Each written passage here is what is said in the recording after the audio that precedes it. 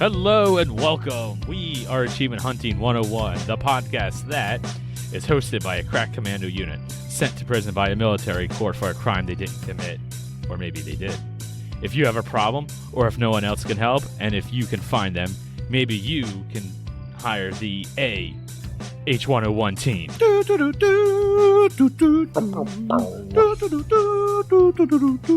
I ain't getting no plane. I gotta say, I'm so glad that you guys sent me the video for the A-Team intro, because I would not have understood our intro video without it. Ooh. Just drink your milk, BA. Uh-huh. I believe that was a submission from Retro Chief for that intro.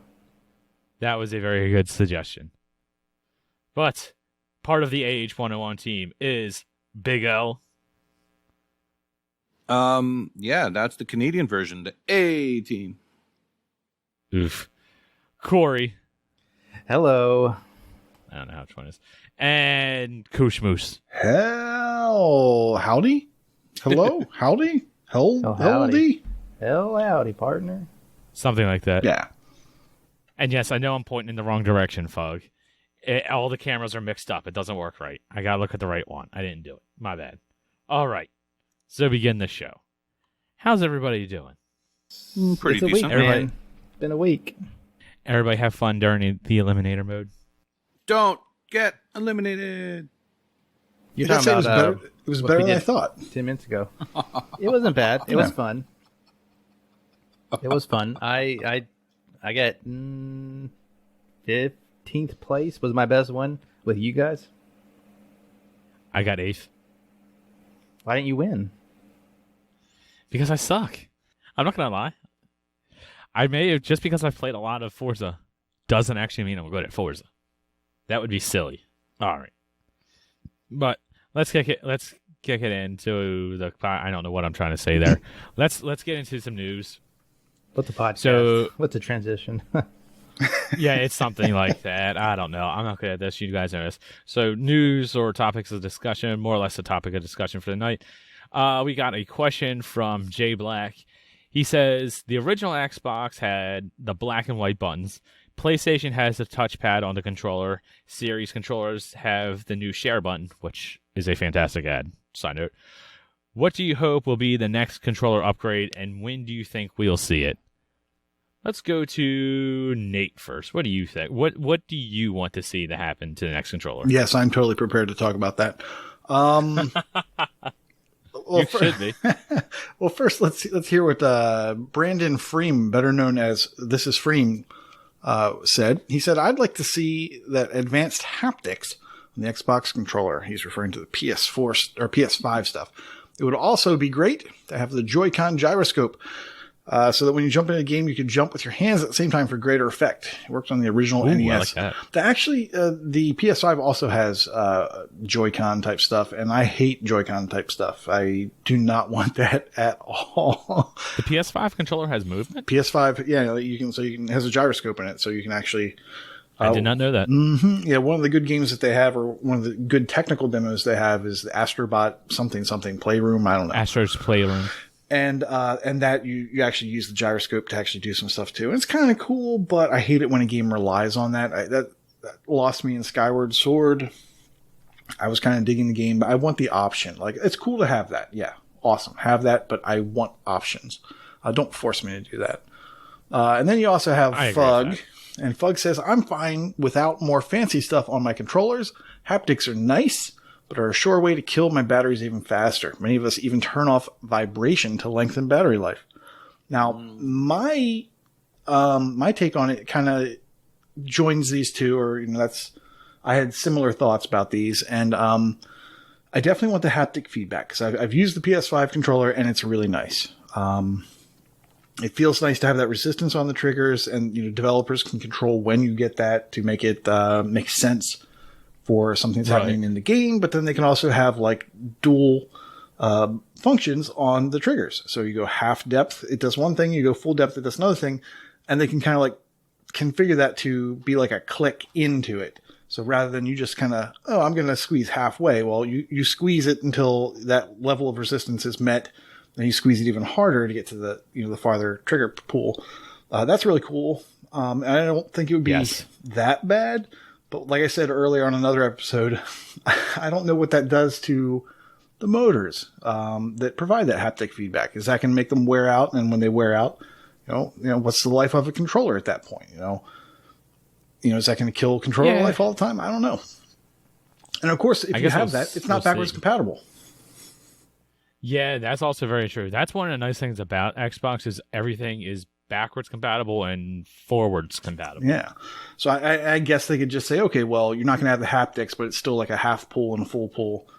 I guess they could do that. And then also, to go with Fug's comment on the battery life, I really like that. Who was it that put out the battery pack that the harness for it also holds a charge for like 30 seconds? I think it was OtterBox. OtterBox. It's that company that lets you drop your phones and stuff. I can't remember. OtterBox, right? OtterBox. Yeah, thank you. It was OtterBox. So they've got like a harness. That's brilliant. The harness holds like they want you to drop your phone and see by the thing. They have like a little bit of a battery in there that gives you like a 10 to 30 second window. I love that. I would love to see that as part of the controller. Such a cool idea. And then you can just swap out those battery packs. If you're a battery swapper, that's pretty cool. I would love to see that kind of built in to the controller somehow. And if they make some money off of it.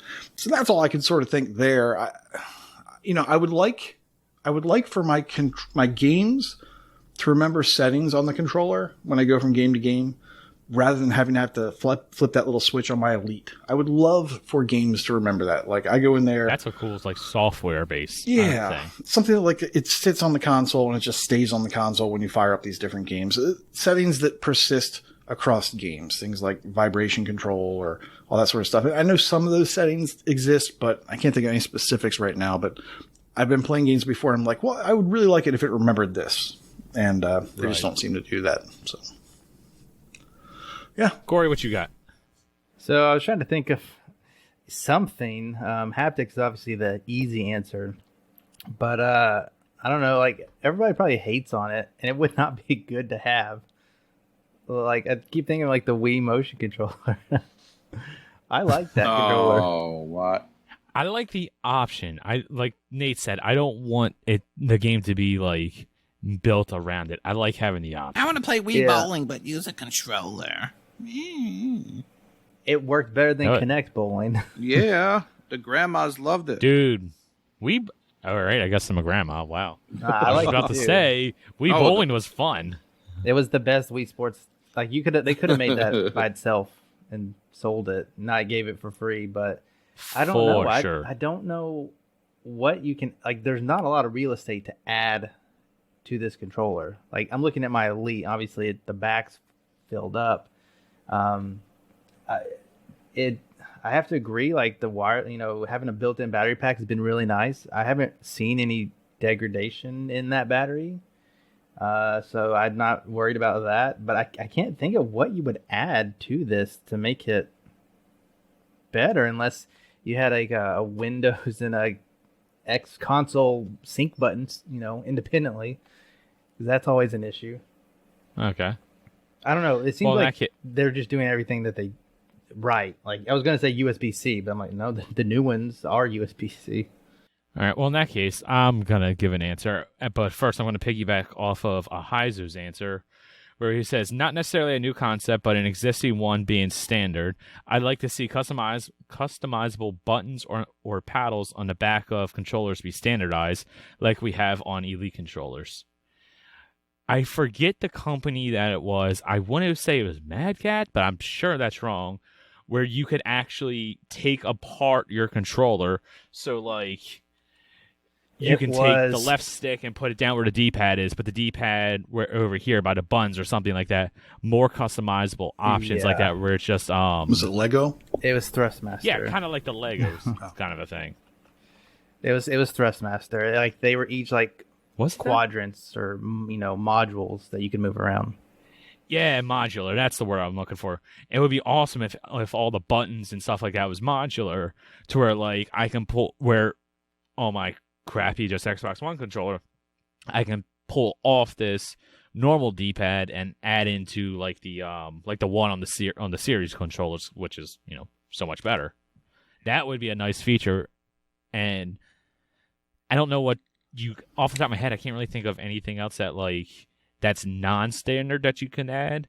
But if that was like the base model, it's like, hey, our controller's module, let the third party market just do whatever it is that they can think of to add in. Who knows what people could come up with. L, you got anything you'd want? Bring back VMUs like the Dreamcast had. I have no idea what that is. I had a feeling you might. It was basically Virtual Memory Unit, VMU. A memory card that you could take out and you could program. Oh, good. Proprietary memory sticks. Let's bring those back. Yeah, let's bring it back. Right. And in Sonic Adventure, you could feed your chows because Tamagotchis were the big thing at the time. Oh, wait. Are you talking like the Dreamcast had?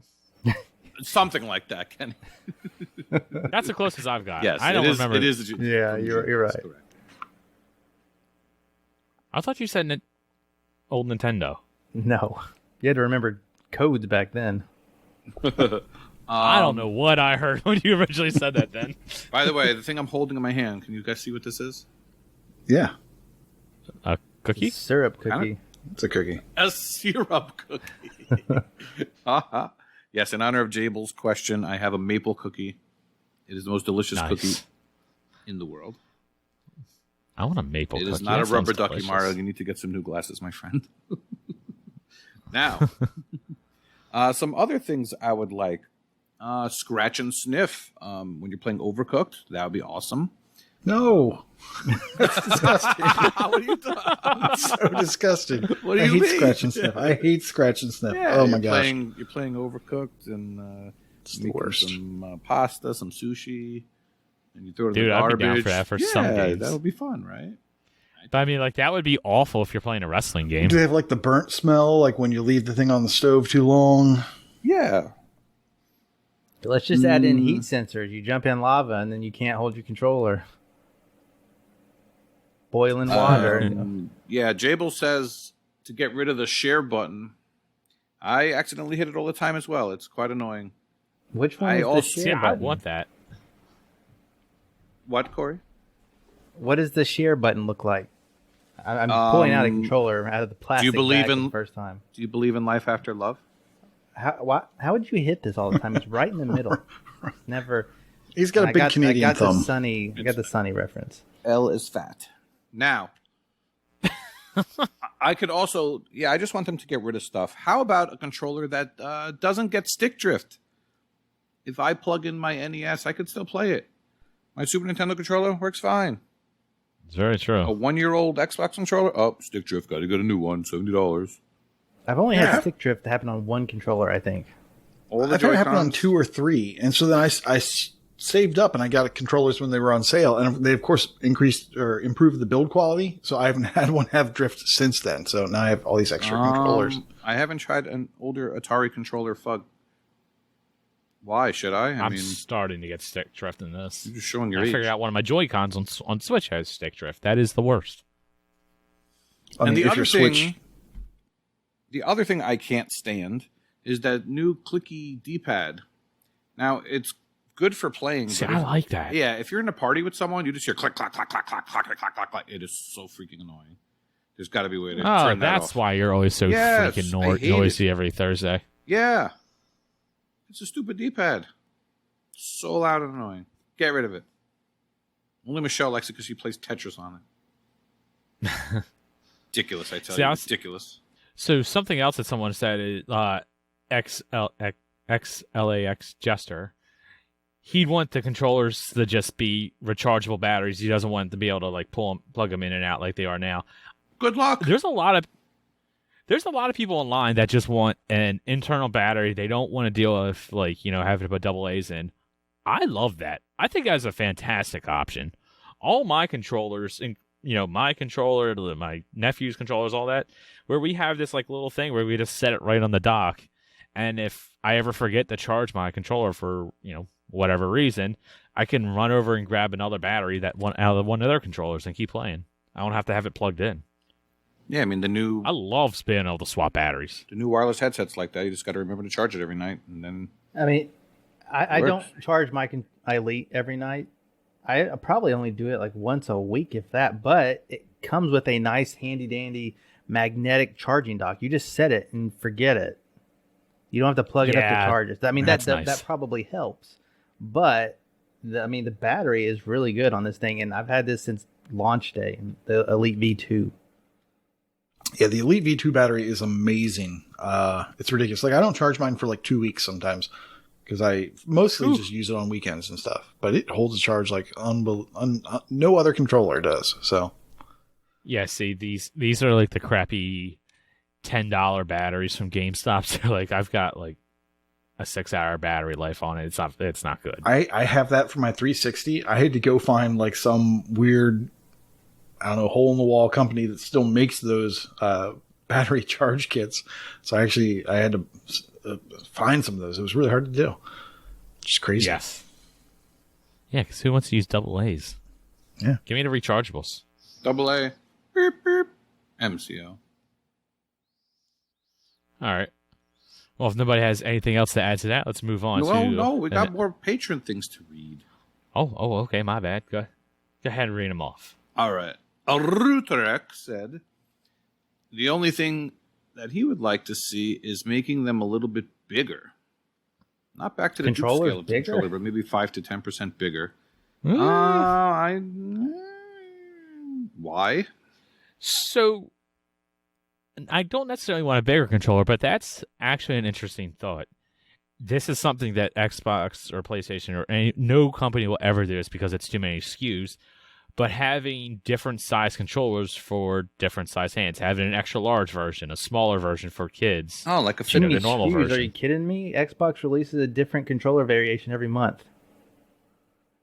Yeah. Yeah, but at the same time, like, all the internals are the same. The face is the same. All you got to do is melt a different piece of plastic. You know, all the stuff is there already. Yeah. With this, you would have to have 2 more production lines. Yeah, now they will never do I don't think that the controller needs to be bigger. It feels pretty perfect in my hands. But I agree. People have different size hands and different size other things that I don't think that's a terrible option. What do you mean? To have a different...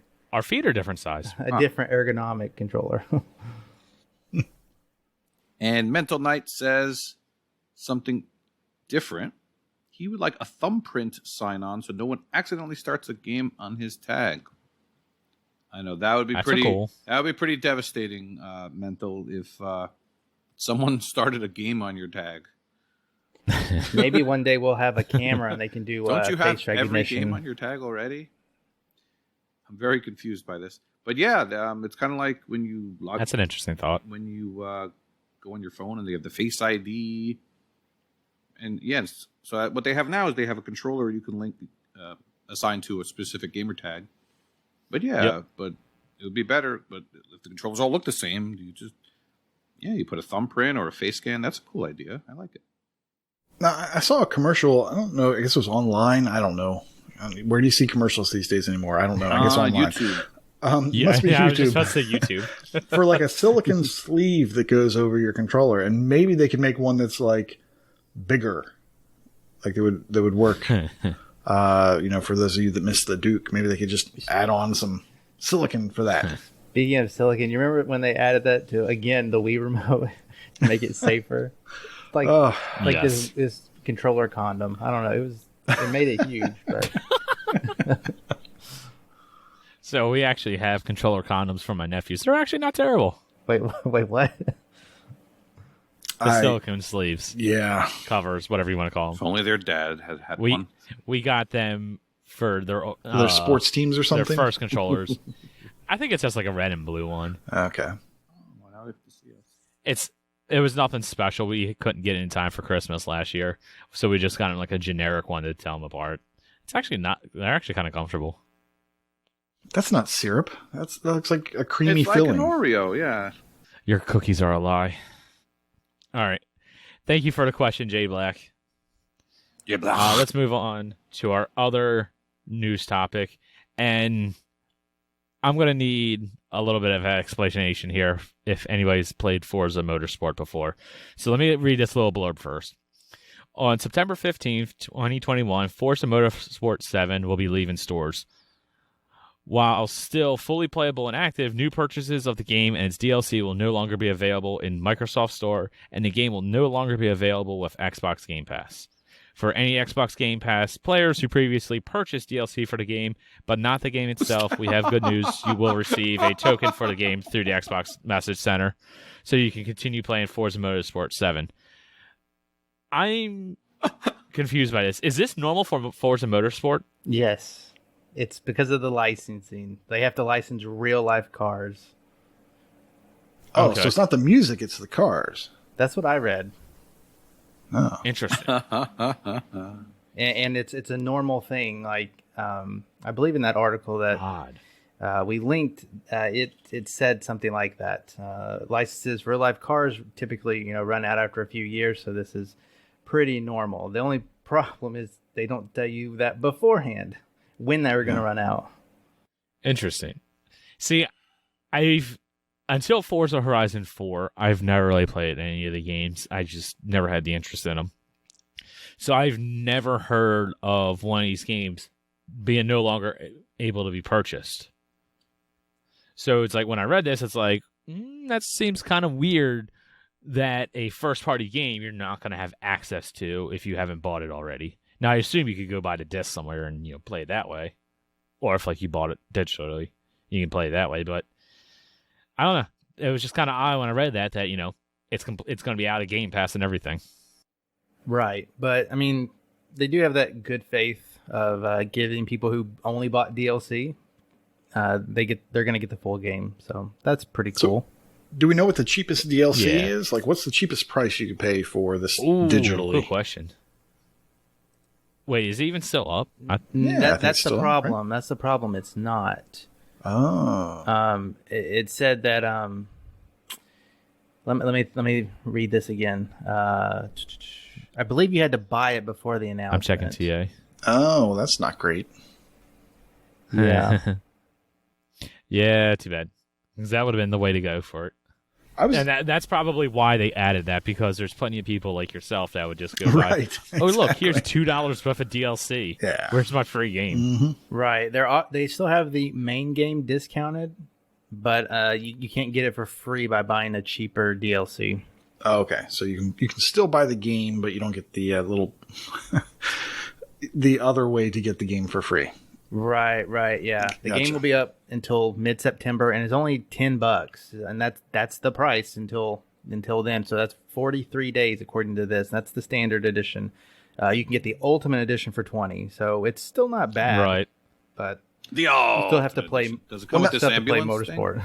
The Wambulance. Now remember, when you play a new Forza Horizon game, at least I don't know if they do this in the Forza games proper, but the more games you've played in the Forza series, the more credits you earn per week or whatever it is. So it might be worth just getting 7, and I don't know, if you really like the series, it might be worth it to help you get more credits. So that's just a thought. Yeah, if you go to the Forza Hub, all the motorsports are in there too. So if you get this, you will get more credits in Horizon 4. I think how it actually works is you forget this game exists and just go from Forza Horizon 4 to Forza Horizon 5, and that's it. That's what I think you're supposed to do. Yeah, I can see that. That's probably what I will do, but yeah. That's what I think you're supposed to do. And I feel bad I can't wait for Horizon 5. People just got killed by that ambulance. That was kind of sad. It's like that Madden game. Very sad. You like that strategy, Mental? I like it too. People tend to like the arcadey ones better. All right. Well, yeah, that's a little PSA about that. So let's continue on. Let's go back up. Let's go into what we've been playing. Let's start with Nate. Tell me about your game. Sure. Oh, earmuffs. Go ahead. I played a game called Omno. Woo. And Omno is in Game Pass, and I was excited about this, a week or two ago. Maybe set myself up for a little bit of disappointment. The game is not as amazing as I was hoping, but then again, this is made by one person, and it took him 5 years. Studio Inky Fox.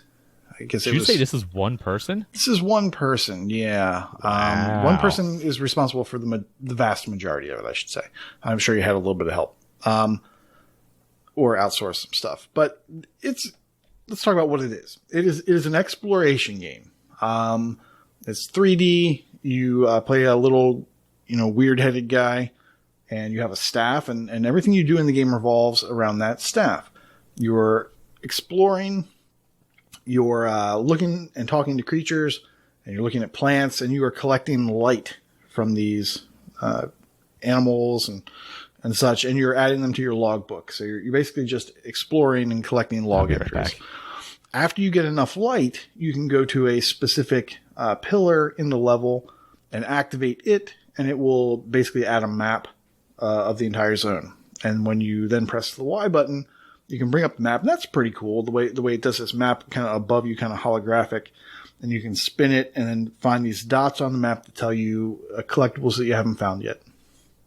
So you can then go get those and get 100% on the map, which is what you're going to want to do. It's really a chill game.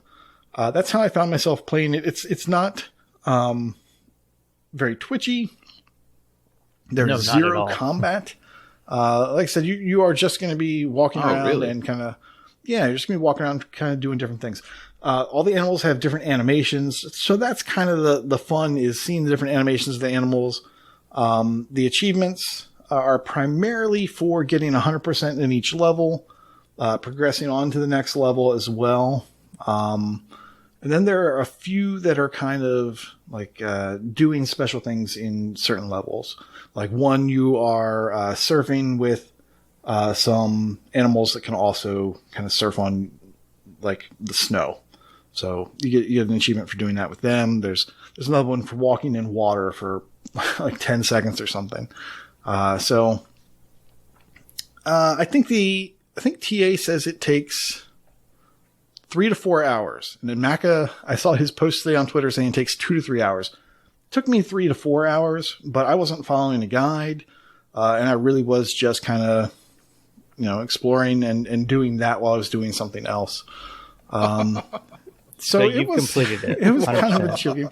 I have to say, I was playing it before and I had the volume turned down low. Like normally I start a game listening to it. This one I had something else come up.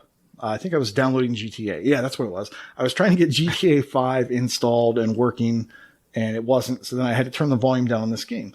I then later that night, because I had my headphones on, I heard the game in my headphones, and it sounded a whole lot better. And like the atmosphere and some of the actions just kind of like popped in my ears, and it felt a lot better. So I would maybe recommend trying this game with headphones and seeing if that makes any difference to you. But yeah, it wasn't the best game I've played in 2 weeks. I'll put it that way. Death's Door basically just set my expectations so high for games that they couldn't possibly be met by anything else. But yeah, so Omno was not that bad. Now I did see that the final achievement is for finishing Omno with all areas completed. And the comments make it sound like you should not progress from area to area without getting 100%. I don't know if that's true or not. Because then another person said that you can basically do level select. So it's possible that this person wrote the solution before he discovered there was level select. I don't know if you can go back and get the full completion by backtracking and getting, up to 100% on, like, let's say the second level. I will tell you that I missed an event, which was that surfing event. I missed it.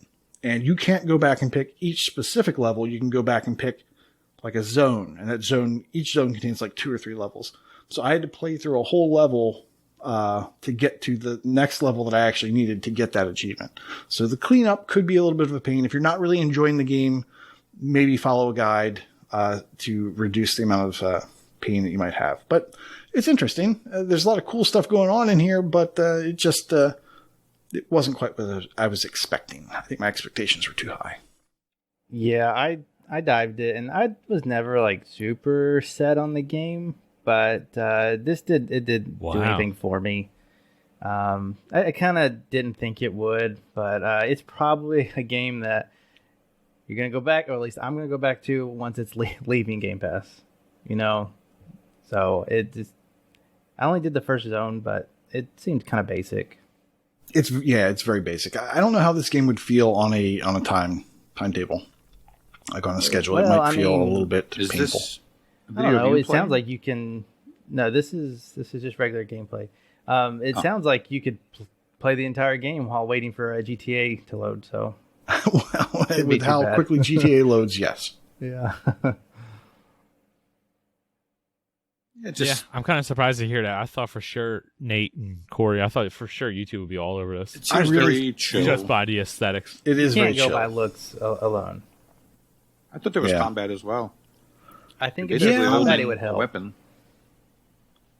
But it's more for puzzles. It looks like it, but you basically just pick up different movement powers as you go through the levels, and that's all you're doing is just getting the ability to jump and dash and surf or whatever. And basically you just want to get the fastest power possible to get through the level as quickly as possible. Like that's what I wanted, was the ability to just move really fast. And I never got that. So. Oh, this is just like a puzzle game. Pretty much. Yeah. You're exploring and you're solving puzzles. Puzzle platformer. Definitely a puzzle platformer. You might have said that when I did not. Stepped away. I did not. Okay. Good. Yeah, that's Omno. I didn't step away. I was listening. It's cool that it's in Game Pass, so, you know, it's technically free. It looks like a free. great kind of a game to be in Game Pass. Yeah. It's all right. All right. In that case, let's go to Corey. Tell me about Sonic Forces and definitely not Sonic Heroes. Well, before I tell you about Sonic Forces, I just want to mention really quickly one other game that is also made by a very small amount of people, just 2. And I also talked about it last week, which was Death's Door. I completed it. The guy up there named KooshMoose completed it too before me. I'll give him those props. This is what happens. A little behind the scenes. We both beat it. I was waiting for Koosh. We're kind of talking it out, and we're kind of doing the 100%. He kind of beat me to it, and it's like, are you going to do the hard mode, which is where you have to beat the whole game under using one specific weak weapon? And he's like, I don't know. I'm going to kind of wait, and there he goes. He started it. He's like, okay, I started it. I got to the first boss. I was like, well, there he goes. The motions have been set, and it was just a race. And he did it a day before me, but. Man, what a good game. I'll probably say it a lot. As soon as it comes to Game Pass or it's on a sale, you can guarantee we'll bring it up again. But contender for Game of the Year, just had to mention it. But anyways, back to a disappointment with Sonic Forces. I don't know what they've done to my poor blue hedgehog over the years. I haven't kept up with him 100%. Like, I got Sonic Mania, that's traditional 2D Sonic, and it's really good. And I don't know what it is. Whenever I see a Sonic game, it's probably that nostalgia, and it's like, I want to play that. It looks fun. Well, it's just not as fun to play these mostly forward-facing games. You're going too fast. I don't even know what I'm doing half the time. I'm just running and clicking a button to attack an enemy, and then the level's over within a couple minutes. It's been very bland. I don't know if I'm missing something, but there's not much to it. Now, you probably have played more of these offshoot Sonics that have appeared ever since, I don't know, whatever after Sonic and Knuckles. So I don't know if it really aligns with that. There's not a lot of 3D movement. Like, it's mostly on a path. Where I think you were talking about Sonic Heroes today, and I looked it up, and that's kind of like, you're like looking around a level, right? Yes. That's not this. Okay. I was gonna say, that's not this. Like, there's a path for you to follow. You don't explore around. Yeah. How do I put it? So I was watching a video the other week from, I believe the channel is Rearez. I might be saying that wrong. they're the people that do just bad games. And they were kind of talking about how back in the olden days, with Nate and L, there was 2D Sonic, and everybody liked that. And then I believe it was the Dreamcast. Yeah, it was Dreamcast. Sonic Adventure came out, and then it went to this 3D Sonic thing. And if you played Sonic before that, you liked 2D Sonic. If you played Sonic after that, like myself, you liked a 3D Sonic. Well, for the last couple of games, specifically since Sonic Generations, they've been kind of trying to do this like 2D, 3D hybrid to try to get everyone to like the Sonic games. And I haven't played Sonic Forces, but most people, or most reviews I've read, have echoed your thoughts, where it's just very bland, very just nothing. I very much like the Sonic offshoots. Like, I love Sonic Riders. Although I know most people don't like it, I enjoyed Shadow the Hedgehog. I love Sonic Adventure 1 and 2, Sonic Heroes.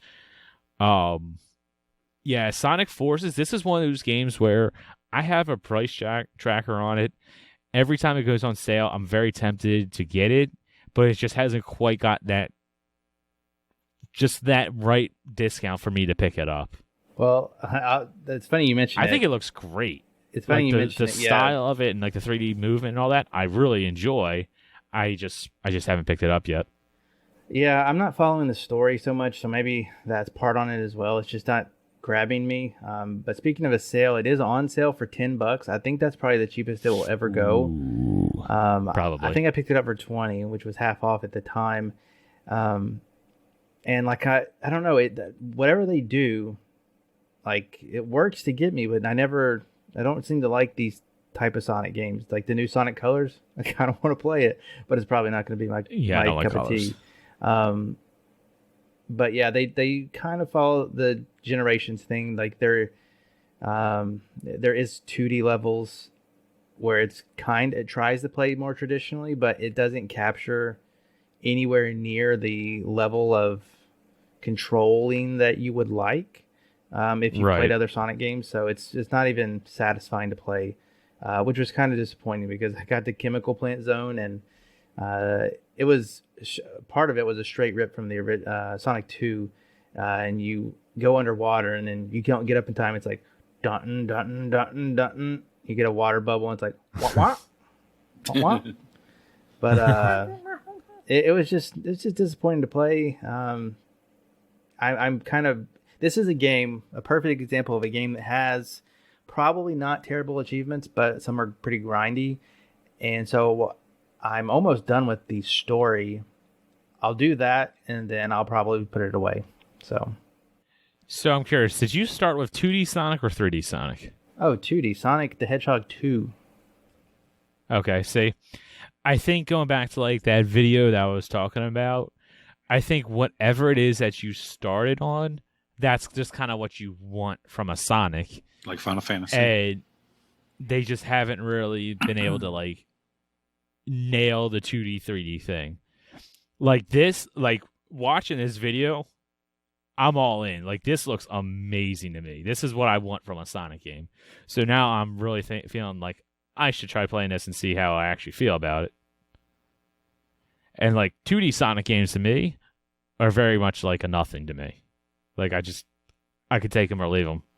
Yeah, it's very new school. I'm curious because they've said Team Sonic is working on there might even be two games, like one that's more modern, but one it's back to 2D. So I don't know. It kind of makes me want to play Mania again, or maybe even finish it. I don't know if I finished it, but I downloaded this to complete the story, and I downloaded Sonic Generations. So I'll give that a try too here soon. But for me, it's a pass on Sonic Forces. Just saying. This is the kind of game I really wish it was in Game Pass. I feel like the Sonic games could really benefit if they're in Game Pass. Being Sega, I'm a little surprised it's not, but who knows? Maybe one day. Like I said, the price is pretty right. It's probably the lowest it has been and will be. Yeah, $10. That's very tempting right now. See how much rewards monies I have. I think it does go on sale fairly often at this point. It does. I don't think I've ever seen it for $10 before. If I have, I probably just missed a sale. I might have just forgot to pick it up. Because $10 is about where I'd be willing to pay for it. Mm-hmm. Let's kick it over to L. Hi, everybody. What you got for us? Real quick, last week I talked about The Tourist and how I was almost done with that. I did wind up completing it before it went bye-bye from Game Pass, so that was satisfying, even though it wasn't the hardest game in the world. A lot of people complained about one achievement or another, the arcade stuff and the surfing stuff, so felt good to get that done. Nate asked last week about the mine part. It just took forever. You had to just go down 10 levels of an elevator shaft and doing parkour, basically.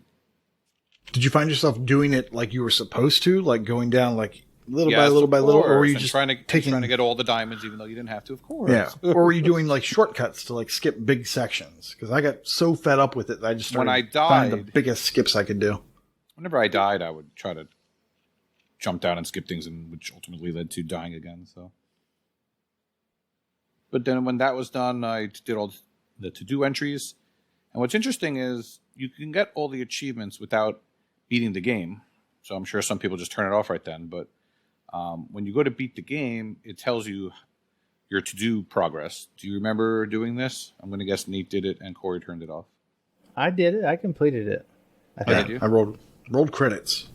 Yeah, there was. I think Corey completed it months ago. No, I mean like the story, beat the game after the completion. I'm pretty sure I said that I saw it through. It's really just one ship that you go in and it travels, and I did that. There's kind of I definitely did that ambiguous ending. Yeah, my son was upset. He said he wants a sequel, so who knows? I was going to say, I don't think it was ambiguous. I think it was leading to a sequel. Yeah. Yeah? Yeah. I'd play a sequel. One thing I didn't do, I did not go in the water. I was just about to ask, did you go in the water? You got to go in the water. The very first level, you swim out through the ocean. What do you mean? Swim out to the horizon. I guess you got to tell us now. Is it gone? It's gone now, right? Gone. You can't do this? I might as well tell him. Are you watching the video? When you would get eaten by a shark? Yeah, you get eaten by a shark. It's just like, I wasn't expecting it. It was freaking hilarious. I canoed the wrong way. The controls on the canoe were horrible. Where I would get that checks all the out. time. Yep. Yeah, I got eaten all the time. I'm sure it happened to you too. So that was done. And then I actually requested and streamed a newish game from East Asia Soft called Trigger Witch. I saw the trailer for it, and I looked really good. I was excited for it during last week's Coming Real Soon. And then I learned it had local co-op. So, of course, I waited for Michelle to come on over, and we booted it up. And if you look at the video, it looks just like Zelda: Link to the Past. Ah, that's why you wanted it. Yes. But also, it's a twin-stick shooter, and it's a bloody twin-stick shooter. You destroy little animals or little onions. Onions? Yeah, there's little onions that you kill. They're very mean. You find weapons parts. You upgrade your weapons. There's time trials. There's all kinds of cool stuff in this game, and I'm really excited to go back to it. We played it blind. There are 57 achievements. We wound up with 5 of them, and the key word is we, because shockingly, achievements popped for both of us in a local co-op. Oh, that's cool. In a local co-op East Asia Soft game. So when she hit start, it actually asked her to pick her tag, and we're like, "Oh, maybe this will happen," and it did. So it's local co-op up to how many players? It's 2 players. Oh, okay. I'm not sure. I'm looking at the health bar, so I was wondering if it could be 4-player. You share, you share money and stuff like that. Yeah. It looks like you all share a screen, which it wouldn't be too good for 4 players. I did notice when you were playing it, if somebody was on the other side, they just warp to wherever you go. Yes, and I suspect that's going to actually be helpful because, say, one of you solves the puzzle or runs to where you need to get to, and you make it out of the screen, the other person will just warp with you. Mm-hmm. But that is true, yes. That is what would happen. There'd just be an animation of the other one warping out, as you can see in this video, for the video watchers. So I really enjoyed it. I don't know what else to say. Try to find some shooty parts. You basically turn into this badass witch, and you start shooting everything. So the trailer showed off a lot of that stuff, and just, I mean, Corey, I know you haven't really played Zelda, but you've seen Link Into the Past before, right? Like, you know what it looks like. Oh yeah, he doesn't have a gun. No, he doesn't. No. Well, if you give anybody a gun, he just has breakable sticks now. Damn it, that's what he has now. You can't have that. All right. Well, the pressing question: how's the achievements? Does this live up to the typical East Asia stuff? I can play this and get it with under 2 hours, it or is there's not, an actual game? It is not a quick game. All right, so most people are out. But from what I've seen, 17 people have it completed out of 137, which isn't a lot, but it just means that it can be done and it shall be done. So, I really don't want to look at the list. I'd love to report back when it's done and give you more of an idea. So, okay, this was one that... If you don't want to look at the list, that's fine. I was just wondering if you know. My guess is that it's not too long. This is one that Elle picked for coming real soon, and I don't know if you remember the list or if you ever looked in, but we were talking about, like, you do have to complete the game at least. We do know that that's part of it. I'm excited like that. I'm excited. There's also a ton of blood. Yeah. Now, were you there is. were you paying attention to like the lore and all that stuff, or was that hard to do with 2 people? We read what was on the screen, and just some was any of it was it troubling to you at all? Yeah, they're catty. What do you mean troubling? Like, okay, so don't get me wrong. I like guns. I like trap shooting. I shoot guns. I enjoy that. It felt like gun worship. Like, like it felt like weird gun worship. You're selling me on this now. Yeah, that sounds awesome. It's good for. I just made another sale. I try not to think too hard about that. That sounds really good. Now that you say it, I'm going to think about it. Yeah, but no, I mean, it felt weird. like so, there's talking about it and there's like doing these things, but it felt weird is what I'm trying to say. Yes. Michelle is conferring in chat that it's basically their religion. So the religion of guns. Yeah. See, now that's how you sell a game. Now I'm kind of interested. Ballisticism. They must be in America. Yeah. Oh, there's the part with the pet. This is the part with the pet rock. That's great. Yeah. I can't wait to play more and tell you more about it. I'll be honest, I wasn't really interested in this game until I started seeing the shooty and then tell me that it's a religion based around guns. That sounds so wild. It's different. That actually sounds interesting. It's definitely different. Yeah. It's definitely a different EAS game, East Asia Soft. Yeah. And I was enjoying it. I felt a little weird, like I said, about the religion aspect of it, but yeah. I agree. It looks fun. Did you play? You played some of it? I played the demo. Yeah, I played this during the big Indie Games Fest thing. So this is one of the things I played. I think I streamed it too. Just my demo experience. Right. So I didn't get much farther than the initiation day, which I think you can get done in like 10 minutes or something like that. So, but yeah, I enjoyed it, and I would like to go back and play it at some point, I think. I mean, we played for an hour and got 5 of the 57 achievements. Most of it is just for finding stuff, finding weapons and upgrading weapons and stuff like that. There's fast travel. There's just great map design. So you know how some games you get to into the place and you have to travel back? No, you don't have to do that here. A gate will open up and you'll wind up back at the beginning, or you can fast travel to the beginning. So those quality of life things are always welcome. So yeah, Trigger, which was a good time. Kenny, I want to hear about your good times. All right, so my good times.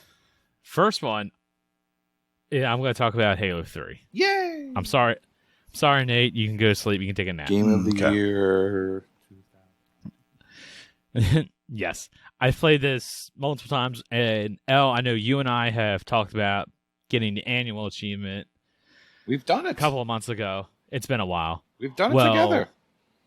Yes, yeah. You, me, Michelle, and Prue, we went through and did annual in Master Chief Collection. Mm-hmm.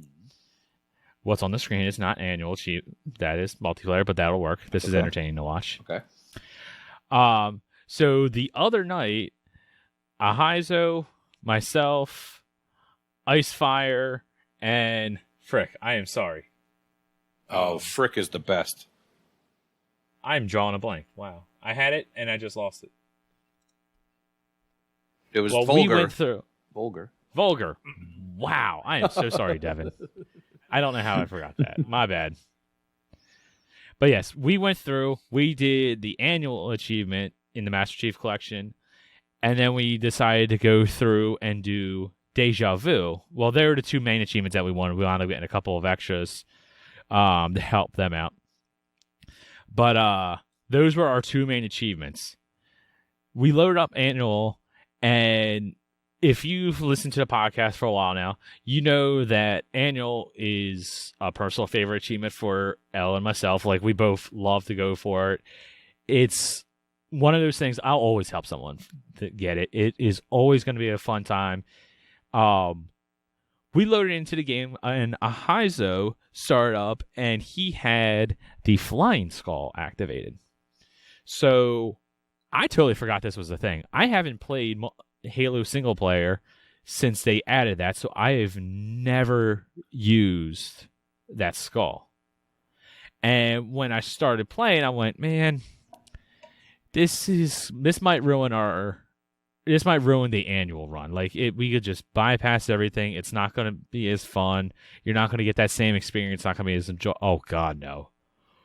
Dude, the annuals or the Flying Skull is so much fun. It wound up creating a different aspect of how you would go through the game in that beginning area. So, like, if you know the annual achievement, it's basically you have to beat the last level of the Halo 3 campaign, 4-player Xbox Live co-op with the Iron Skull, and everyone has to finish on Ghosts.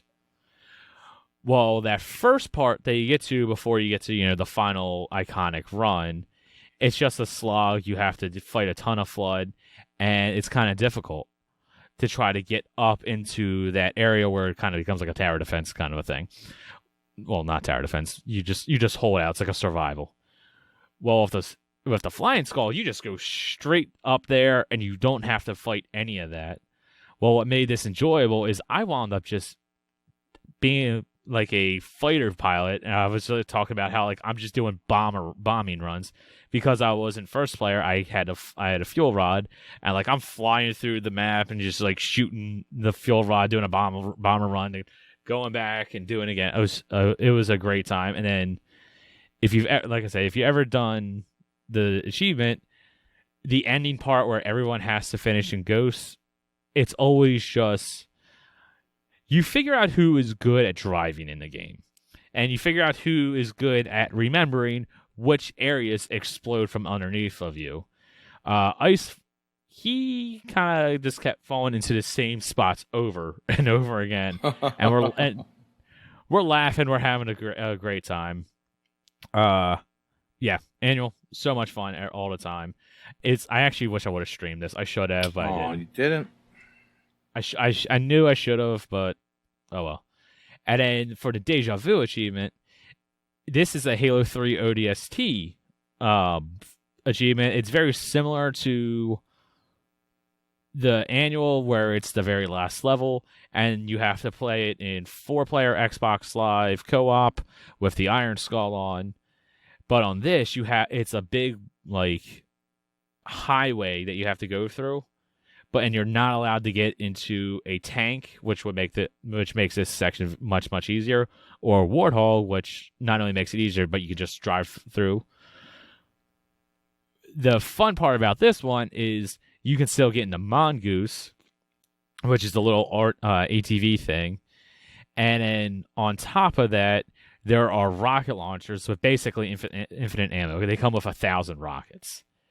And let's just say there are spots where when we died and we had to respawn, Ahizo was looking at the Mongoose, and if, let's just say he forgot that he was holding the trigger button, he blew himself up a lot.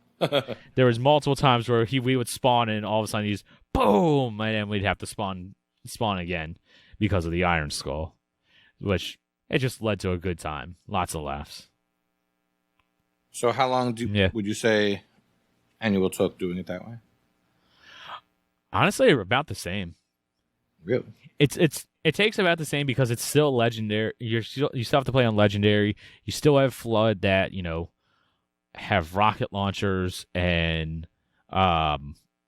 fuel rod cannon. So you still die. It makes it a little bit easier in a way, but at the same time, it still takes about the same amount of time. I think between Annual and Deja Vu, it took us 3 hours to get both of those, which honestly isn't that bad. Did you watch any of the beta footage? For Infinite? Yeah, for Infinite from this past weekend. Nope. Okay. I've heard things. I'm dying. I've heard good things. That's what I'm saying. That's why I didn't want to say it. But I heard things. Will. I'm sure there's going to be more playtests. I'm going to try to get in the next one. I don't want to get in. I think you get stuff. Do you? There's a season, if you're going to be in the Battle Pass, there's a Season 0 Battle Pass you can get in. And they give you free credits. Why not? It's multiplayer. No, I mean, it's not cool that you get stuff for being in it, and not everyone can be in it. That's not cool. Yeah. I mean, that's what I hear. Yeah. I didn't try this time, but I think I'm going to try next time. If someone in chat can confirm that, or someone in Discord can confirm that, let me know, because if that's the case, I'm going to try to get into the beta. I can see Fufu now playing it with not looking, but just trying to get credit for being in it, so he can get the free stuff. Well, yeah, because if I'm going to get free stuff, I'm going to want to. Otherwise, I wanted to go into the game completely blind. Halo Infinite, whenever we get the release date, I'm taking off of work that day, and I'm just playing Halo all day long. And I wanted to go in. You never take the day off because the multiplayer servers never handle it. So you always do the day after or the week after. Yeah. No. You're just talking campaign. Single player first. You start with the campaign, then you go to multiplayer. Okay, I didn't know you had a. You don't do it the other way. That's just weird. At least we're in the age of digital where that's like people who eat the crust first on their pizza. No, you don't do that. Well, is it stuffed crust? It doesn't matter. You eat the pizza, then you eat the crust. At least we're in the collection took a year to work properly, so you need to take off a lot of work. I mean, at least we're in the age of digital where you don't have to wait for a disc to come in unless you're showing up at midnight, which doesn't happen anymore. Yeah. It's probably going to be 200 gigs to download also. Unless you're Prue. That too. Who for some reason still buys physical. Mm-hmm. The Sea of Thieves disc is getting a lot of playtime, I'm sure. Yeah, Halo Infinite, I'm trying to stay away. I want to go in fresh. I don't want to know. I want to know as little as possible about it because I am extremely hyped on that game. It's going to be good. It has to be good. So I can't wait for them to crush my dreams.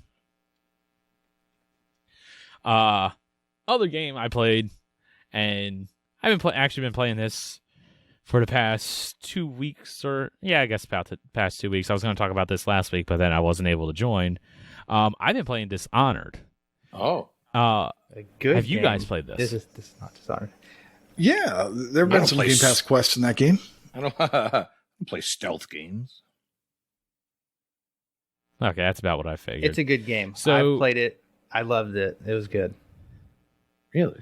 Okay, and that's why I was kind of wondering if anybody here was loving this, because I'm not loving it. Really? How are you? So you can play this 2 different ways, and you have to for achievements. It's not something I would do, but are you playing it stealthily, or are you going and killing everybody? So let me say this first. The story for it, I'm not loving. I think it's very meh. Like everything around it, it's just kind of to me. Like the setting is cool. The gameplay is amazing. Like they nailed the gameplay of it. But like as far as like the story goes and the characters, I think it's not good. As to how I'm playing it, and maybe when I finish, I'll change my mind. I don't know if there's a twist ending. I haven't been spoiled on it, so I don't know how it's going to end. Maybe that will change, but as of right now, where I am, I'm just whatever with the game. The way I'm playing it is I try to be as stealthy as possible in every single game. So whether it be an Assassin's Creed, a Tomb Raider, whatever, if there's a stealth option, I try to be stealthy. But if one of these jackwagons see me and they won't stop coming, trying to kill me, and I get tired of reloading, I'm just going to go guns blazing. And that's what I've kind of done with this, where I try to be as stealthy as possible. I try to assassinate as many people without getting seen. But then as soon as I get seen and my back's against the wall, it's like, all right, it's open season, and I just go ham. Interesting. I would have thought you would have really liked this game. Bacon. Like I said, the gameplay is awesome.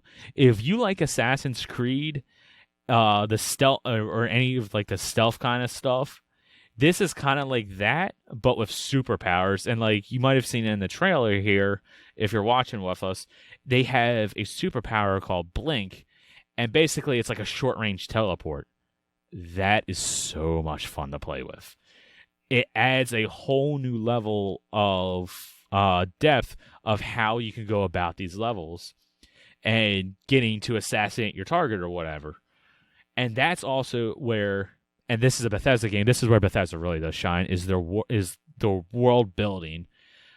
There's so many ways you can go about completing your mission.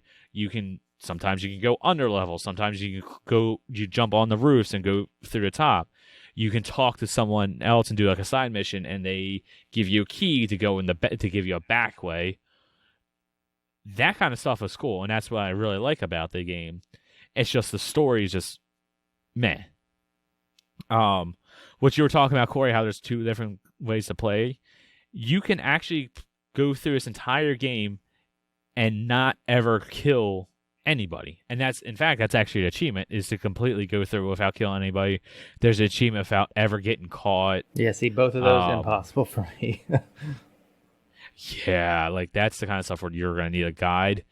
And also kind of like in Bethesda games, like the Elder Scrolls, you can save at any point. So you're going to be doing a lot of saving and loading if you're trying to get that. I don't know how you do that. I would have to watch a guide. Yeah, it's been years since I've played it. I just remember really liking it, and enough to get the sequel and the spinoff. They've been sitting forever in my backlog. I need to get to them. But there's a spinoff? There is a spinoff, yeah. It's called Death of an Outsider, I think. Oh, okay. See, I've never heard of that game. Yeah, it's kind of like a smaller one. Kind of like the Far Cry games, you know? Like they have their spinoffs. I kind of put it to that, but yeah, you have Dishonored, which has a Xbox One stack, the definitive edition. That's what I played. But then that's what I'm playing. Yeah, it was on 360 before, and then Dishonored 2's out, and it has a Windows 10 stack, and Dishonored: Death of an Outsider also has a Windows stack as well. I don't know where that falls in the timeline, but okay. All made by Arcane Studios, and supposed to be pretty good. Yeah, like I'm enjoying the game enough that unless something really turns, I want to play the second. Because, like I said, the gameplay is awesome. I'm really enjoying it. The story just hasn't grabbed me yet. Do you know how far along you are?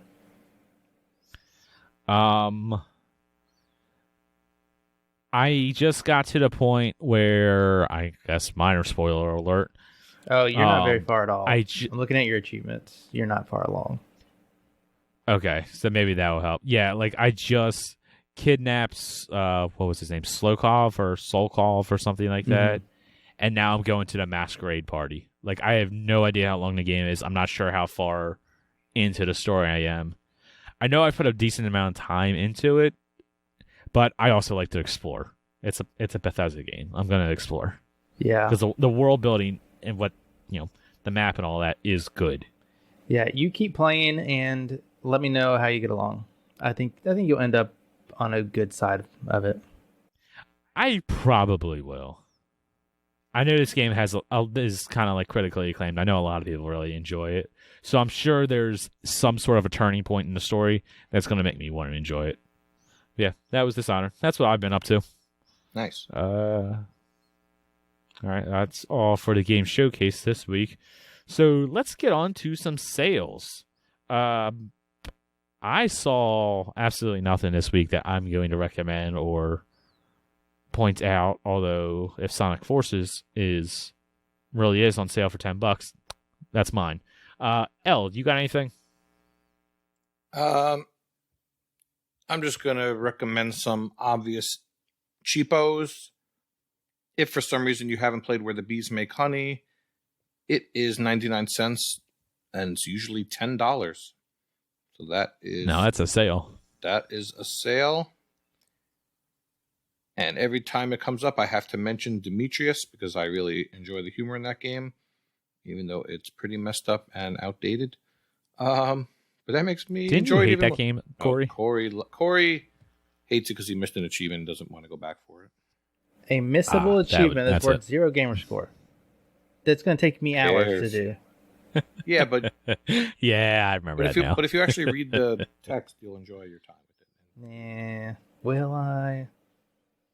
Yes. Yeah, that's all I got. 2 games for 99 cents that are easy completions if that's what you're into. All right. Corey? My only sale this week, a lot of good percentages off. You should really check it out. But my only one I'm going to recommend is that store. It's 0% off this week. All right. Nate, I see you got a couple. Yes. Death's Door PC is also 0% off. You should pick it up. Give me a copy. Sir Love-A-Lot, $6.99 down from $10. This is a platformer. TA says it's 3 to 4 hours. I tried the demo. So, word of warning, the demo will pop achievements. However, that's okay because I kind of like this game. What? Yeah, the demo popped achievements. I kind of like it. It reminds me of like a Meat Boy-ish type platformer. I know there were some other like Ratalaika type games. Ratalaika, or were they? Yeah, I think they're rats. Sometimes you. Yeah, they were kind of like this, like Daggerhood or whatever. That I know people liked those games. I think they would like this one too. There's no timer component to it. I can't remember if Meat Boy had a timer that you had to beat or something. But each level has coins and golden eggs and like a no death challenge. I don't know if you need all that to get the completion or not. There's appears to be a lot of levels.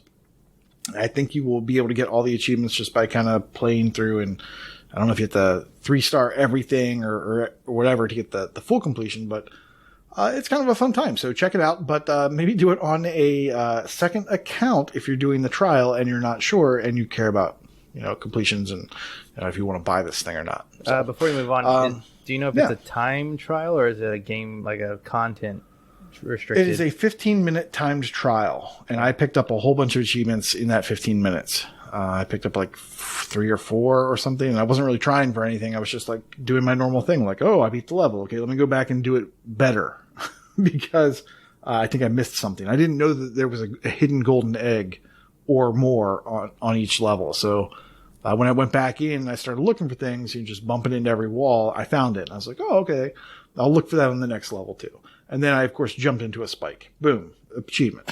So, it's fun. I enjoy it. I will probably be picking it up. Maybe not at $7, but maybe. And then trying to get the completion on that. I'm not really sure. It's like Apocalypse, but Indie Calypse. $6.49 down from $13. This is an adventure game. It's 2 to 3 hours, and it seems like it's a game that has a whole bunch of mini games that are kind of stringing the narrative together. Like you just do this little bit of narrative thing, and you go do a weird mini game. It also seems like a game that's going to show up on Waka's Weird Wonders at some point in the near future. It's wild. You can shower with your grandfather, so I know Chip will like it. Wait, what? There's a mini game where you have to find your grandfather in the shower, and there's like 3 grandfathers, and you have to run to the right one every time. Which I don't know if that's shower with your dad, but if they've got something like that. So they've got all kinds of weird mini games. There's like a Punch Out mini game. It's bizarre. Go check out a video and see if that's for you. It's probably for Waka. It's been on my watch list for a while. No surprises, I'm sure. The only thing that got me down on it was that on Steam it says mostly negative reviews. I don't know if they wished it was Shower with Your Dad or what, but I don't know. Check it out. It looks weird. If you're into weird, it's definitely that. And finally, My Friend Pedro, which is $10 down from $20. This is the lowest price it's been. If you played it when it was in Game Pass and you didn't get all of the gold star on the levels or whatever, maybe this is a good time to pick it up. And the PC version is also 50% off as well. I'm thinking about it because I would like that completion. I'll second the My Friend Pedro. I didn't play a ton of it, but what I played, it was fun. You should also get Indie Darling Volume 4 bundle. It has games 3 in it. No, 4. He says 4. Did he do it wrong? That's okay. He can't count. Who? Indie Darling Bundle Volume 3 has Omega Strike and Shikandu Soul Eater and Nefarious and 1979 Revolution Black Friday. 4 games for $6.44. Omega Strike is, of course, a Vayner, and it is by the people that did the Rats Devious Dungeon games and Random Heroes. I started playing that one. It is pretty fun. I have not played any of the other ones except for 1979 Revolution, which is not a bad completion, and you learn stuff. So that was a good one. Yeah. Not a bad recommendation. Go for it, That was a Mario. recommendation from Mario. Yeah, thanks, Mario. All right. You should stream all 4 of those games, Mario. Yeah. Seems fair. The other 2 are a 3.3 ratio and a 4 ratio, so yeah, that makes sense. All right. That's easy for him. Well, if you don't want to buy any games, we do have some free games with Games of Gold because, of course, it didn't come out before the podcast last week. Available August 1st to the 31st is Darksiders 3. Available August 16th to September 15th is Yooka-Laylee. And then on the 360 side, available August 1st to August 15th is Lost Planet 3. And then August 15th to August 31st, also on the 360, is Garou. Bark of the Wolves. Yeah, I don't know how to say that one. Garou, something like that. Yeah. I mean, Darksiders 1 was good, but I didn't mess with those other ones after they messed up all of the achievements. Yeah, we know. You unobtainable. You won't play. And definitely not. I still got to finish the first one anyway. And then we'll go from there. Yooka-Laylee is, of course, a game from the Banjo-Kazooie folks. And Lost Planet 3 is, I'm sure, a 200-hour completion. No, not this one, actually. Oh, no? I'm almost positive that this one is the short one. Oh, you know what? I think he's right. That sounds right. I figured out it's say short, that. 25 to Mark 30 of the hours. Wolves is a lying liar, where the TA estimate says something like 2 to 3 hours. Oh, yeah, Neo saying the same thing. It was hard, and I didn't finish it when it was on Game Pass, and I said, I'm not even going to buy this, because forget it. But now it's going to be free, and then I'll own it, and yeah. It's maybe easy if you're a fighting master, or if you have a nephew that can help you out, put in some of the directions, but if you're good at fighters, it's supposed to be a quick one. I mean, it's Games with Gold. There's 4 games on here you may or may not have. So it's like, hey, cool, free games. It's but definitely a varied month. They're not wrong there. Platformer, I mean, a it's shooter, a fighter, and a hack and slash. So it's pretty good. Congratulations to a Gray Shark for winning our giveaway. If you're only listening to our audio version, check out our monthly video stream. You could win a giveaway every month. Yeah. Be here. You miss out. Yeah. Games of Gold, very mediocre, but It's not bad. holy crap. While Games of Gold is suffering, Game Pass is freaking flourishing right now. Okay. I've said it on the internet, so I'm going to say it here. This may be the best month of Game Pass we've ever had. What? You know, I will challenge you. now that you say that, I want to go back through and try to start keeping a record of all the different months and see what was added, because this is a strong collection of games right here. So first up on the cloud, console, and PC, we have Curse of the Dead Gods. All right. So Also on Meh. I just want to throw little tidbits in there, if you don't mind. Go for it. So yeah, I don't have to tell you guys to buy it every time it's on sale because it's free on Game Pass now. And like Fufu says on PC, this one comes with a stacked list. So double whammy there. Wow. Nice. Yep. Also to cloud, console, and PC is Dodgeball Academia. Yep. This was Koosh's pick last week, coming real soon. Doesn't look bad. Humble Games, right? Dodgeball game. Can't go wrong with that. No, Hey, this Dodgeball is RPG. yeah. This is up your alley, Fufu. Oh, right. You're right. Yeah, Yeah. I talked about this last week. You should check this out. I think you'd like it. We mentioned yes, it last I believe this is something I want. It was good. Also on the cloud, console, and PC, Katamari Damacy. Thank you. Oh, Damacy Reroll. Let them do it. Let them work it out. I can't. I would have got it. I'm dumbassy. Also It's you. excited All right, for so- this one, and it will have a Windows stack as well. That's new. Yes, I'm very much looking forward to this game. I've played rip-offs of this game on like mobile, and I have fun with it for a couple of hours, and I delete the app and move on to the next game. So this one I'm interested in playing. I know everyone that plays the Katamari games enjoys this one, and we saw the list on this. It's very straightforward. Beat the game and you get all but 2 of the achievements, and I forget how many there are off the top of my head. 21.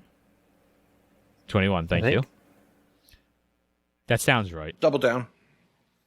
Something like that. Also on the cloud, console, and PCs, Lumi's Remaster. Oh, I'm sorry, boy. what? So Try again. Luminous. Okay, there you go. Luminous. There you go. Luminous. They said Luminous. Loomies. That one also has a Windows version. So I feel like Lumi's that's- Remastered. Not just play anywhere. Just say luminescence to yourself, and then you can figure it out. So Evanescence Remastered. Oh God! Bring it to life. I'm juggling. Puzzle I'm game. shamed. So we were looking up at this game's list and the completions and whatnot. Michelle is one of 20 people who have actually have this game completed. Shout out! one She's Michelle. about to get a nice Game Pass bump. I think it's a pretty well-regarded puzzle game. Yes. So it's not like just I'm your trying to standard, I don't know, columns puzzle game. Right. I'm trying to see how many people started. It's like 4,000, I think. No, 2,100. Oh, okay. I think I'm thinking a ratio. It's like a 4-something ratio.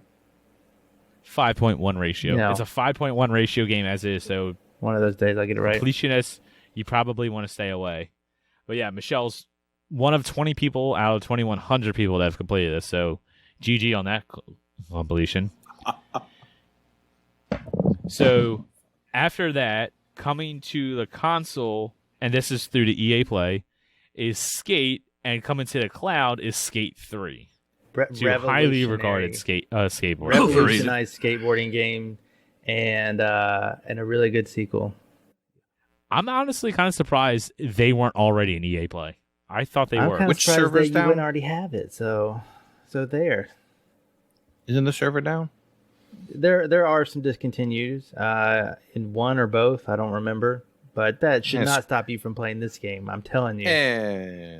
At least Skate 3. Maybe skip Skate 1 because they did improve on it, but Skate 3 is chef's kiss.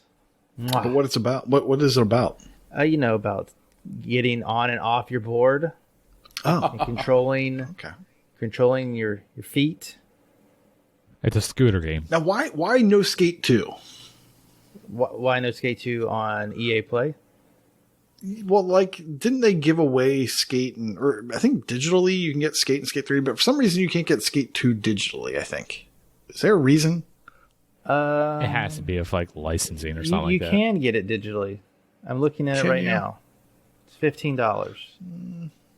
It's not backwards compatible. Yeah, you're stupid. I seem to remember there was something different about that one. Or maybe that one just never shows up on sale? Maybe that's what I'm thinking. I can't remember. I don't no idea. I don't know. It's a little weird how they handle that one because Skate is backwards compatible, but Skate 2 isn't.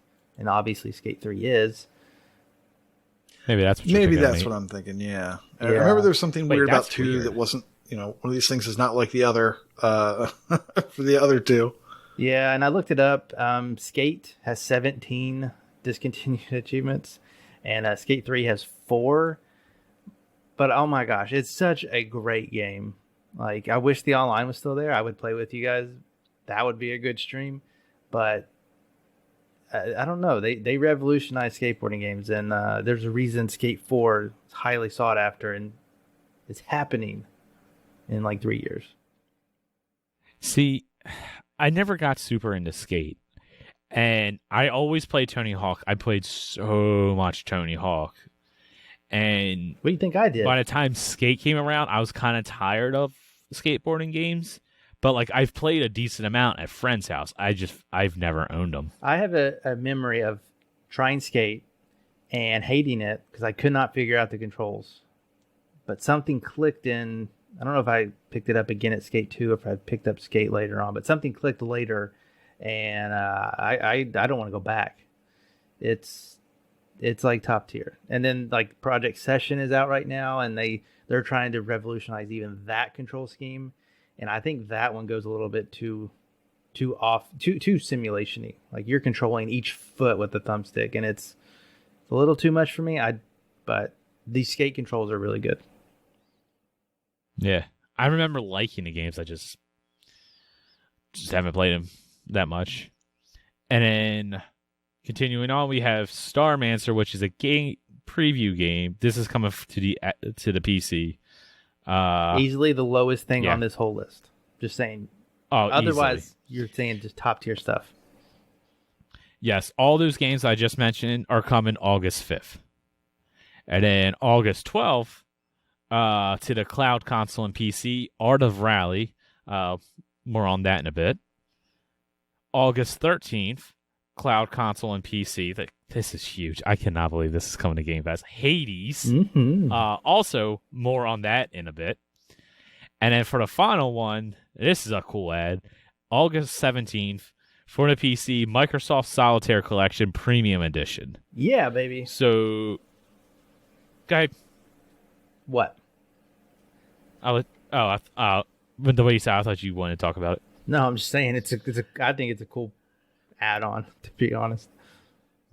Yeah, just you get the premium edition of Microsoft Solitaire Collection. I know most people listening to this probably have played this at some point. You should have it completed already. It's been out for years. Or that. Yeah, but now you can get free double XP, which will help with those monthly challenges. Oh yeah. And that's so nice. We have people in Discord confirming that that the mobile apps it carries over to that too. Really? Yes. It's been out since 2015. You should have it done already. This is good, I guess, if you don't have it done. Sucks to be early adopter, doesn't it? Guess, yeah, we're super early adopter. Surprised it's You not guys closed should down have by known now. in 6 years we're going to get this for free on a I Game know. Pass. God, it's so obvious. I know, I guess. Yeah, that's a cool ad. Now I wonder if they're going to do the same thing with the other like Sudoku. casual games. Like Sudoku or Is word games still a thing? I don't have it on my phone. I wish it would be. I thought they were. Not sure. I don't know. I haven't really ever dabbled in these. At one point, I know there's a lot of people that enjoy them and have played them, and I know there's been a bunch of people have said that these kind of like casual games, they just go through them like the first thing that they do at work and just do a little bit each day. I think another perk is you can do old challenges without changing your clock. So you could probably knock out like a lot of months. If you just want to play a lot of solitaire one day, you could go back and retroactively do that. I think. Well, that's Don't nice. quote me, but I think. Don't mess with your clock. No one likes a clock tease. Just don't do it. Don't cheat. All right. Well, with all good things, there has to be some games that are being removed. No! Leaving August 8th on the clouded console is Grand Theft Auto 5. And then on August 15th, on the PC, we are losing Ape Out and Crossing Souls. On the cloud console and PC, we are losing Darksiders Genesis. I didn't even know that was a game. Cloud console and PC, we are losing Don't Starve. Console and PC, we are losing Final Fantasy VII, which that sucks. And then on cloud console and PC, we are losing Elroy's favorite game, Train Sim World 2020. So yeah, we're not losing any real hitters outside of like Grand Theft Auto 5. That one kind of sucks. But like, man, the additions of Game Pass. Let me just throw out there. It's big. Freem tracks all the Game Pass stuff. And apparently I put a reminder in Discord to say, see if Freem was right about Grand Theft Auto in 3 months. And like, it was almost to the day of the announcement. And he was spot on with it going out. Nice. But yes, that was Game Pass news. Now let's get into some coming real soon. Go ahead and kick this one off. First, I need to compliment the pro art that Corey provided to us. Thank you. A++ indeed. All right. So coming real soon on Tuesday, August 10th, there is a wrestling game coming out that is not a WWE game. Wait, those things exist? Apparently. So I did some research. This game is called Action Arcade Wrestling. So I guess AAW. Developed by Vico Game Studio and published by Reverb, who have published quite a few Xbox games. The hook of this game is that they're basically cel-shaded graphics, and it's just crazy, wacky arcade wrestling. There's power-ups, there's like laser beams, there's all kinds of crazy stuff going on. Now that sounds interesting. You could have up to 10 wrestlers in the ring, which sounds cool, but also sounds like it would be hard to find your guy and keep track. So sounds awesome. That sounds like chaos. Yeah. The big hook of this game seems to be the game, the wrestler creator. So much like the popular Fire Pro Wrestling, you can create a wrestler, upload it to the servers, and then you could download people's creations. So what people do to get around the fact that there's no real wrestlers in there is they'll create them and then people will download them. So then that's how you basically get the real wrestlers in the game. So you can have like a Jim Cena and you can see him. It's something like that, yes. He's in the homicide. He's in the Homicide Squad faction. Yeah, so this game has been on Steam apparently for 2 or 3 years now. And there's actually a separate program that you can download called Wrestle Lab, where you can create your guys on your computer. So you don't even need to do it in the game. You do it right on your computer and upload it right there, and then you can just download it in game. And it's confirmed to work on the console versions as well. I'm not gonna lie. Interesting. Like, this looked really bad, but when I saw all those created characters, that's pretty sweet. It looks pretty cool, right? I would play it for that. It would give me 20 minutes of entertainment. Sometimes it's fun just to scroll through the created things and see what people came up with. I saw Donkey Kong. What did you see? I saw Donkey Kong. Somebody made Donkey People Kong. don't just make wrestlers; they make video game characters. They make celebrities. They make all kinds of crazy things. Yeah, so it's coming to Xbox and PlayStation and the Switch. So they really did well. I think this was a crowdfunded game, Indiegogo, that was attached to the Chikara promotion. Now it doesn't look like it's attached to that anymore. It looks like it's a $15 game. Of course, Steam had it on discount for like $6 a couple weeks ago, but I'm sure it'll be $15 at launch.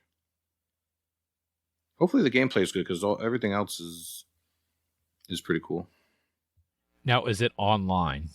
That's a good question. I have not seen one way or the other. Because if it's online, I could see that being fun with getting together with people and playing. I haven't seen it advertised, so that leads me to believe that it is not. Based on looks alone. But I would doubt. Yeah, I doubt it as well. Okay. I was just wondering. That's the only way I could ever see myself playing it.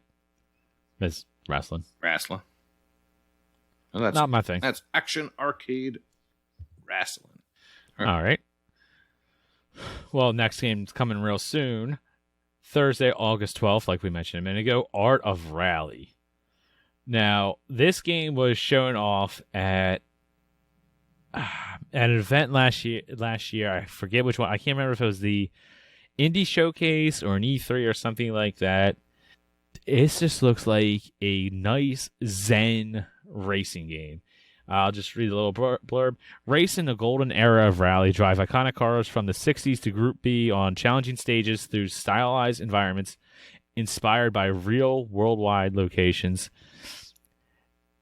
This just looks like a cool, nice, easygoing, do a couple of races before bed game. When this was first announced, I know this was something that I said I had some interest in. I believe you guys said you also had at least some interest in it. Yeah. And yeah, it just looks like it's going to be a good racing game.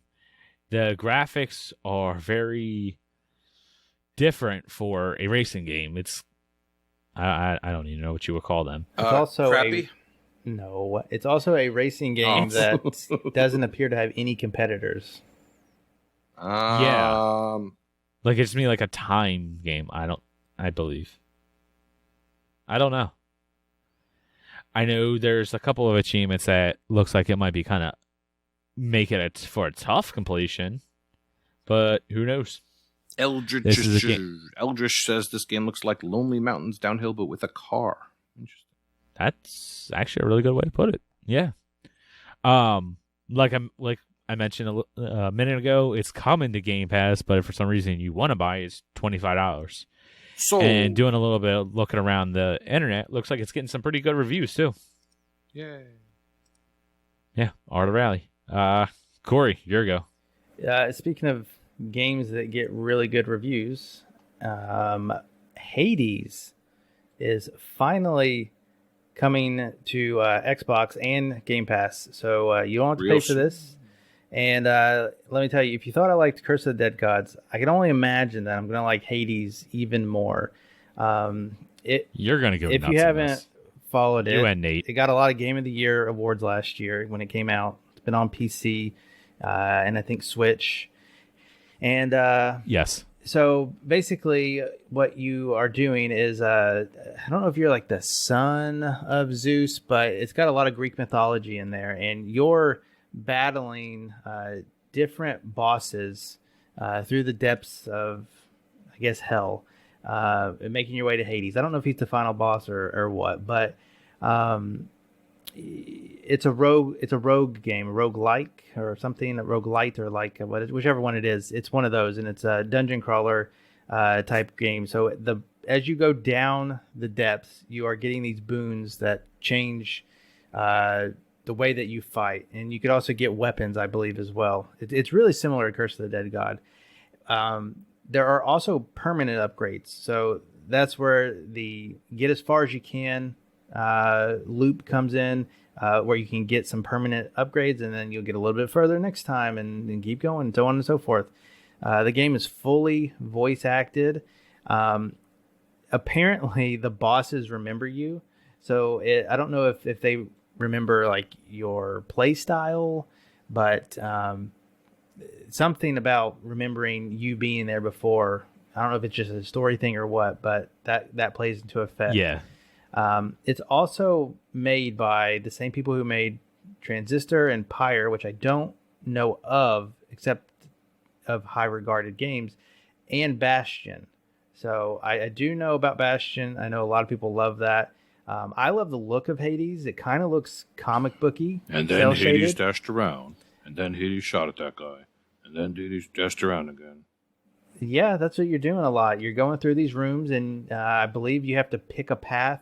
And that's just like Curse of the Dead Gods as well. You had to pick your path, kind of pick your poison, if you will, because that depended on the rewards you got and sometimes the curses you got. And so I think Hades is similar. And I've always said that Curse of the Dead Gods was our version of Hades because they came out sort of similar time frames. And so now I think it's kind of comical that we're getting not only a Curse of the Dead Gods stack, but that's coming to Game Pass within a week of Hades coming. So it is like roguelike mania over here. And kind of where I've been headed the past little bit. I'm really digging these kind of games. So I can't be more excited for Hades. Nothing from you about this, Nate? I thought for sure you'd be gushing about it too. Oh, was my mic not on? I was just Muppet screaming the entire time Corey was talking. Yeah, I'm super excited. I haven't paid too much attention to it because I don't want to know anything. I don't want to know how it works. I just know that this game is going to be something that I really like. Just like Omno turned out to be fantastic. Exactly what I wanted. That's exactly what I expect out of Hades. All right. Well, in that case, Nate, all right. This is such a Nate game. Bring us home. We have saved the pets for last. And, oh yeah, these are the puns you're paying for, guys.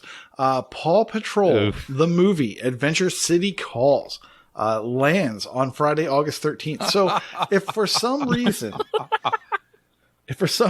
you can't download Hades and play a really good game, play Paw Patrol, the movie, Adventure City Calls. Now, I love these games because I love crossover, and I have a daughter, and she loved Paw Patrol back in the day. So I just love these, it combines two things that I like. So this game appears to differ from the first game. Now, I haven't played the second game either, which is, I think, when they become superheroes, which is pretty cool. And that game moves more from a linear, like a left to right platformer to more of a kind of, I don't want to call it a sandbox game because a sandbox Paw Patrol would be hilarious. But the levels are more cats. the levels are more, the levels are more 3D where you're kind of walking around and you're not stuck on that, left to right axis. So, they say that you can play mini games. You can play mini games like Pup Pup Boogie, awesome, in solo or local co-op. So I don't believe the first game had co-op. This game does. I think the second game also had co-op. This seems a lot like they took the engine from the second game and then just overlaid movie stuff into this. Is what it looks like. Collect them all. Unlock reward badges for collecting all the pup treats. So if you want a screenshot of a game about the movie, then that's what you need to do to get it. Be the pups, including Marshall Sky and the new city girl, Liberty. I can't help but think GTA when I hear City Liberty. That's just me. Paw Patrol saves the day in amazing rescues and bonus missions. Maybe it is a sandbox. Okay. Yeah, I don't know. It seems there's a lot of stuff going, a lot of similarities there. So like I was saying, hot coffee. that first game is more like a platformer, and this one's definitely expands upon that. Hopefully it's not as frustrating, because those swimming levels and the flying levels were really scary in terms of like, I'm supposed to be good at games and I missed a bone. So I hope that doesn't happen again. Yeah. So Nate, you should stream this. Well, yeah, the problem is these games come out at like $40, and that's like, it's too much for how much I enjoy them and what I really want out of them. So if we can get a review copy, I will absolutely stream it. You won't pay a dime over 35. Yes, exactly. I pick them up about half price, and then they go down to $15 right after I do it. So, you're welcome. Never under that, though. But that's Paw Patrol, the movie, the game, about the movie, Adventure City Calls. It's Friday, August 13th. And book the movie. Yeah. All right. Well, let's continue on. Nate, since you're talking, why don't you also give us the rundown of some contests? Sure. So this month's Gamertag Challenge is Retro Chief 1969. But before we get to that, let's talk about July, where our Gamertag Challenge was for KBal73. He had a wildcard game of Dead Space 3, and then we had a bonus for him, which was Buy a Vowel, which were achievements with words containing 3 or more vowels. And oh my gosh, you guys submitted a lot. We had 25 participants. We had 143 letters that were earned. We had one bonus game that was basically scored, and that was Wheezy Fuzz. So good job. We had 1,006 valid bonuses out of 1,116 that were submitted. Hell. Yep. And we had 1,300 total draws. So I need to maybe... Holy hell. Might need to do a little more research on these bonus challenges. Because that was a lot to go through. Just, some accolades. Some accolades for the people that really worked hard on this. The high bonuses. Nightwolf had 99. Dude with the Face had 100. Hat 90 had 100. Mr. Mattism had 143. And... Toby Lynn, newcomer to the Gamertag Challenge, had 157. Nice. And then crushing it, as she always seems to do, Northern Lass with 245. Ladies, Now, I did check all these, and my gosh, there were only like 2 errors in submissions, so thank you guys for only submitting valid achievements. But, oh my gosh, that was crazy. And... after the drawing, our winner is Mattism. Hey. Yes, and he only had he only had the 143 bonus. I was thinking it would be both hilarious and sad if someone that only had 3 submissions won. But as it turns out, one of the people that did a lot of work ended up winning the draw. Oh my god, that would have been great if someone with 3 submissions won it. Nice job, Mattism. You hit an Oklahoma run. Good job, buddy.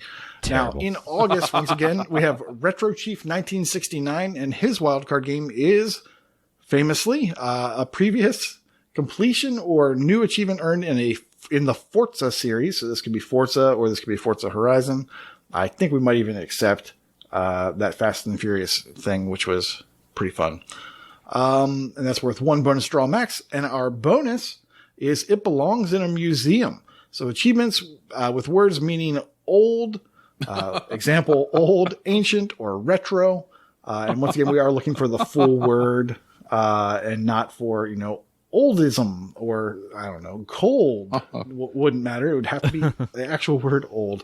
And that's worth 1 bonus draw per achievement, limit 1 draw per achievement. So if there's more than 1 old word in the achievement title, you're still only getting the 1. Can you submit a picture of Fug?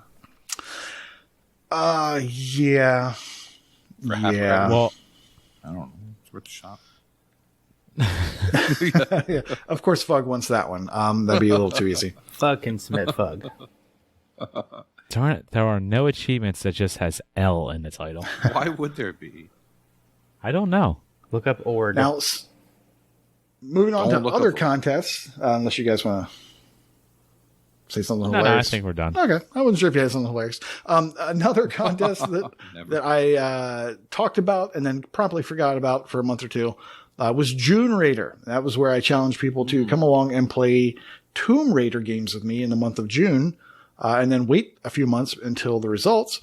And we had, because I just forget things, that's what happens.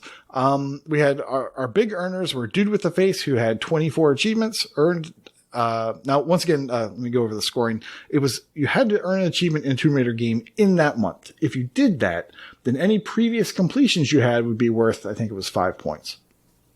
So I don't have the breakdown for what it was, who got what by what means, but I do know that Dude with the Face got 24 points, Bastion Reader had 25 points, and Vulgar Latin had 34 points.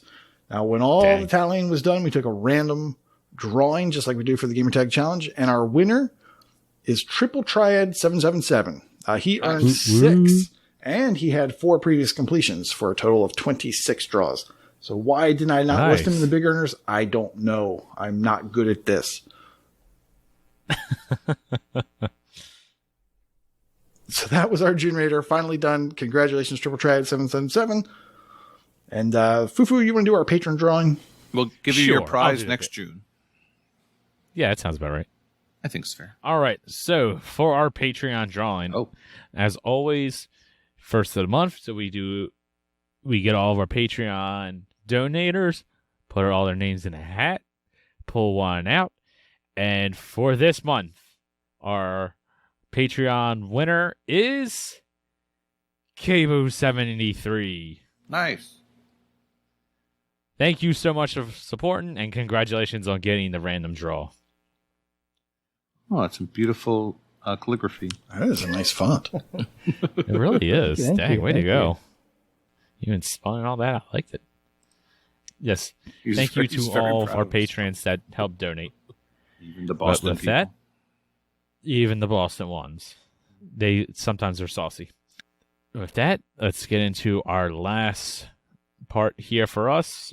Brag Camp. Corey, take it away. Home stretch. Let's do it. For completions, we have Sincere Seeker 6. That's a lot of S's. They have got 200 completed games, as well as Toby, Lynn, and Fight Club, which we don't talk about here. Chesno has passed 250 games as Crazy Catman. AJ, 550 completed games. Lord of Dookie 69, 600 completed games. Red 047, 650 games. Mental Knight has come up to the Gembot UK level, and they both have 800 completed games. Inferno 118 is at 950 completed games, and Lucas 1987 is at 2,250 completed game.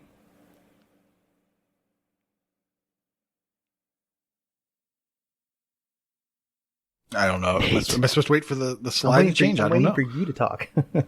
All right, then. In ratio, magic will happen in the background. Johnny Delicious has reached a new milestone with a TA ratio of 1.8, as has Planting 42. That means he also got 1.8. In streaks, Red 047 currently is on a 100-day win streak. Sincere Seeker 6 is currently on a 500-day win streak, tied with AH101-Team. All right. In gamer score, I Need Togepi has hit 150,000 gamer score. Trap Chef Sanji, God, it's too late, has gotten to 300,000 gamer score. Fight Club, 350,000 gamer score. Woo, he didn't sing it, 650,000 gamer score. Quick Don't Die, 700,000. Northern Blast, 750,000. Kitty Skies, 800,000. Mental Knight 5, 1.2 million gamer score. And Inferno 118, 1.3 million gamer score. Alrighty. In true achievement score, Sir Polygon has 750,000, as well as Jblacq, 750,000, and Dwayne The Rock Johnson, 750,000. You guys are 3/4 of the way there. One person who's all the way there is Shadowless Edge, has reached 1 million TA score. A lovely gentleman, Big L, has 1.3 million TA score. thanks to completing the arduous Smart Moves 2. Is that the one with Steve Carell? Yes. Yeah, that game I think took about 3 minutes to get 2,000 gamer score. Nicely done, Zidalon. Thank you. Quick Don't Die has 1.5 million TA score. And Mental Knight, my Artifacts Monday partner, has 2 million TA score. That was loud. It was. What just happened? In the leaderboards. Chesno is now in the top 200 of the England Gamerscore leaderboard for platformer. Crazy Catman is in the top 200 of the Gamerscore leaderboard for party. Icefire TN is now in the top 100 of the TA difference leaderboard for Vayners and the top 50 TA difference leaderboard for platformers. Inferno is now in the top 200 of the completed games leaderboard and top 20 of the TA leaderboard for platformers. Night W0LF is now in the top 200 of the TA difference leaderboard for Vayners. Retro Chief 1969 will now be known, I guess, as Ancient Chief. I'll have to give him something new every time now. Thanks. Is now in the top 50 for the USA Gamerscore leaderboard for point and clicks. Vulgar Latin is now in the top 5 of the Gamerscore leaderboard for collection. That's pretty great. Waka Pale is in the top 50 of the TA difference leaderboard for Metroidvanias and in the top 5 of the completed games leaderboard for Battle Royales. Nice. And as far as humble brags of the week, I'm just going to stick with Waka Pale's completion of Worms Rumble. He was the 17th person to do so. And his hour count is like 87 hours. Some of these people on this list have 200 hours accumulated. There's 22,000 starters, so that makes this worth almost 14,000 TA. Nicely done, Waka. Crazy guy. Dang.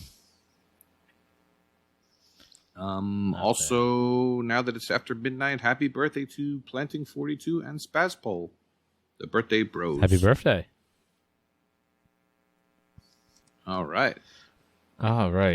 That will do it for us. With that, I'm going to miss it. Well, we're not leaving just yet because we got ducky races to do. We got to do the duck races. Duck sauce. All right, but thank you all for listening. Be sure to continue listening. We have a couple of other segments after us. If you're not here with us on Twitch, you're missing out. You can follow and subscribe to us, twitch.com/AH101. Sub to us with your Amazon Prime account. It's free. It helps us. And if you're with us in chat, go ahead and hit that subscribe button. Get in on the duck race. You can send us a Twitter tweet on the Twitter at Achievements101. By all means, please join the community. Be a part of everything. Discord.io/AH101. Heard us before. We talked about our Patreon. The patrons are the ones that help us out. Achievements. Patreon.com/AchievementHunting101. And then lastly, please subscribe to us on YouTube. YouTube.com/AchievementHunting101. Just AH101 or Achievement Hunting 101 everywhere. We are there. But thank you all for listening. Class is dismissed. Bring on the duck races. Bye-bye. Hey everybody, welcome back to the gondolific segment called Genre-lly Speaking. As a reminder, in this segment we break down some of the oft overlooked genres out there as tracked by TA and discuss at perhaps greater lengths than is merited all things that have to do with said genre. I am Elroy OMJ, and I am rippling with excitement to have my co-host in this journey back yet again. She is the amazing M. How you doing? I am great, Elroy. How are you? All right. I mean, I didn't just celebrate my 29th birthday, but that's all right. I know we're hitting milestones all the time, though. That's I don't have the million gamer score either, so we're kind of even, I think. Yeah. All right. Fair enough. Well, I'm really excited for tonight because this is the first time you've actually played something that we're going to talk about. I know it was so different preparing for this version of the segment because I could actually speak with knowledge about some of the achievement lists instead of, well, this looks interesting, so I am ready to get into this stuff. I'm super ready. Well, yeah, all right. Well, you teased us last time with with what it was, so I think it's time for the great reveal yet again. So, all right, let's do it. So, of course, as we already noted, one of the major differences is I've played a game in this genre, but I've played my fair share of games, so that probably doesn't narrow it down enough. But the tease we gave you at the end of the last episode was that of the 50 or so games in this genre, 2 of those games have 6 stacks. So I'll give you a minute to think on that. All right, your guesses have to be in by now, because the genre we were talking about is educational and trivia games. Woohoo! Woo! I should have worked in a buzzer noise or something here. Yeah. Missed opportunity. I do like the trivia as, evidenced by Chief Whiz and all the other wonderful things like that. And I do like the education because, I'm a teacher and whatnot. This is a genre tailor-made for you. But I'm telling you. let's talk about what TA thinks this genre is, because we're definitely going to go into a little bit what's coming, what should be in this genre, maybe what shouldn't. Like last time, Elroy, you added our omission segment, and I'm looking forward to that discussion. I got some this time also. Oh yeah, so it can't be worse than Naval, but it's pretty close. Naval was pretty bad, but there's some interesting stuff to discuss here. But let's talk about how the genre is defined real quick, and then Elroy, you're going to give us our statistics breakdown. So for those of you wondering, educational titles are titles that have an explicit underlying educational purpose. Their intention is to facilitate the learning of subjects and concepts. Now note, I did not exclude the word trivia from the description. This is how it's written on TA. All right, so kind of like an afterthought, right? A little bit. Now, we are going to discuss, but I know you have some great stats you pulled, so I want to make sure you have the time to talk about those. So what'd you find out about the genre? All right, so I did a little digging in the old stat machine and the breakdown by the numbers. So the number of games in the education and trivia, it's an afterthought, is, well, it says 62, but it's actually 54. So I think there's some DLC that makes it count twice or something there. I haven't ever quite figured it out, but there's only 54 actual different titles. There's a couple of games that had like some weird gamer score numbers on it. So I think those are where those extras come from. Of those 54, I thought this was interesting. Only 33 of them are still listed. So if you're looking to complete this entire genre, you probably should get in your time machine, travel back, because several of them are delisted. And we have some more news on that in a second. As far as total gamer score to TA, you got 45,705 gamer score for 91,263 TA, which is a 1,634 achievements. So I do believe, handedly, this is our largest genre we've tackled. And the overall ratio is just shy of 2 with 1.996. So not a terribly challenging genre, but still not too weak either. As far as the highest rated Chivo, what's really pushing up these numbers is there's a tie actually between Más Rápido que la Luz and Acción Impeccable or Impeccable, which means spotless performance and faster than light. So there is a scenic game that has multiple regions, and so this was in the Estonian one. And so that's why it's written in Estonian language. So, Más Rápido que la Luz, the faster than light, loose light, and all that. Hold on. Now, this is the trivia category, so we want to make sure we're getting our information correct. Is ES for España, like Spain, and this is Spanish? Well, Well, some people probably would think that, but clearly Estonia is a derivative of the Spanish language. Oh, I understand. Yeah, I understand. that's where that confusion comes in. So, okay. Yeah, well, I'm unconfused now. So this is a 15.91 ratio for both of those. So, and if you look at the other CNETs, that is the achievement. That is those two achievements are the trouble area. That's one of the stacks you'll probably be talking about later. And this was interesting.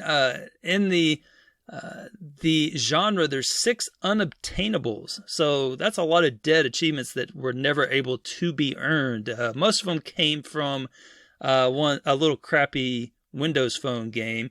And then the other one, I can't quite remember where it came from, but there's 6 unobtainables. And, so that have a, 0 ratio because you just can't earn it. You never could. Now, interestingly enough, for the first time, our gamer score and our TA genre leader is the same person. So you might say, who would be the most educated person out there that it just knows everything? I mean, this person has to be super smart, and I think that their name really reflects it. So our top pupil is no other than Nasty Master Daddy. So Nasty Master Daddy has 34,240 gamer score with 65,305 TA. So congrats to him on being the most educated amongst us that walk in TA in this genre. The first release was the Brain Challenge, which is from March of 2008. So that was a long time ago. And it just barely beat out a game called Wits and Wagers by 2 months. I've never played either of those. Have you any experience with those? I have played Brain Challenge, and I'm trying to remember now if it is directly related to or an offshoot of a similar game that was on, I want to say maybe the DS or one of the Game Boy games, where the whole idea is it's a series of brain teaser mini games in kind of the typical categories, so logic puzzles and visual spatial puzzles. And then based on how you do on a series of tests, they determine what your brain age is. And the hook is, come in and play often, and then hopefully your brain age will decrease, because a sharp brain is a good thing to have. The thing with that game, as I recall, though, is there's actually some online achievements, which you could still obtain because these old Xbox 360 games have servers that won't go away, which is lovely in its way. I was going to say, both of these are still available. Right. They're not delisted at all. These games are still around. So, and there's a lot of ones that have came and went since then. So, yeah, and it's I mean, I like that. If you like that sort of thing, it's good enough at what it does. There's always going to be something lost in trying to answer these things using controllers and whatnot, but the game isn't bad. I liked Brain Challenge. I still have to win 100 online matches, but the matches take forever, as I recall. It took a very long time to boost 2 people to 10, so that's just, it would take a while to go back to. As far as like Wits and Wagers is concerned, that I don't know about. That game's still $10, and it's it's not even a real game. It's like a 200-pointer from 2008. So if you want to spend $10 on it, go for it. But there you go. So the most recent release was Papa's Quiz, which came out in April of 2021, and the average rating just under 3 stars, 2.98 stars. That's about average, I would imagine. And the highest and lowest rated, the highest rated was You Don't Know Jack for 4 stars. And the lowest was Jeopardy Play Show Win 10 with a 1.9 stars. That game deserves. Yeah, that one is, that's the one where basically you just play a single episode and then you can pay money, but nobody does. So there's like 2 achievements that are really high ratio because no one spent any money on it. Oh, I see. Yeah, you just watch this one, and the answers, you can get the answer key, and it's real fast. It's like a real quick 800 points or so. Or is it a little bit like that scene in Groundhog Day where he's just memorized all the answers to that episode of Jeopardy? Yep, that's exactly what you do. So, and there's one that's like, because you have to say the answers, I believe. It's been a long time. This is like 2G tests ago. So I think you have to say one, and for some reason it won't recognize, I think Count Chocula is one of the answers, and it won't recognize you saying that. You can say it as, enunciate it as well as you like. It will never pick up that you're saying Count Chocula. It won't. Yeah, I don't know. That's all I really remember about the game. But the most popular game is not Jeopardy! Play Show Win 10. It is actually 1 versus 100. And that one has 88,180. And I've heard a lot of people talk about that game. So I think you probably will, from what I'm judging, will probably circle back to that one. But I never had that experience. That was before my time. So I'm sure you'll fill us in a second. But much like the naval genre, where we found that one game was, just heads and shoulders above the second place one, I think it was Sea of Thieves, was just so much more played than any of them. That's the same thing with 1 versus 100. It has 88,000 track gamers, which is 40,000 more than the second place game. So like basically doubled, which was seen at Box Office Smash, in case anyone's curious. And also consider, sorry to cut you off before, I know you're right at the end of this segment. Actually, finish, and then I know we're going into discussion, so I'll take the baton with 1 versus 100. You go. Schlagen Okay, that's your least popular game. You just wanted to hear me say Schlagen Schlagen. I mean, this is our most multilingual episode ever. I've heard you speak possibly Estonian, but maybe Spanish, and I think German. So there you go. Good job. Yeah. Oh, das tu Spiel. So maybe day 2 something time. I don't know. I don't know. Yeah. 65 track gamers. So only 65 people like Schlagen das tu Spiel. Okay, and that's Oh wait, no, Spiel's like play in it. Yeah.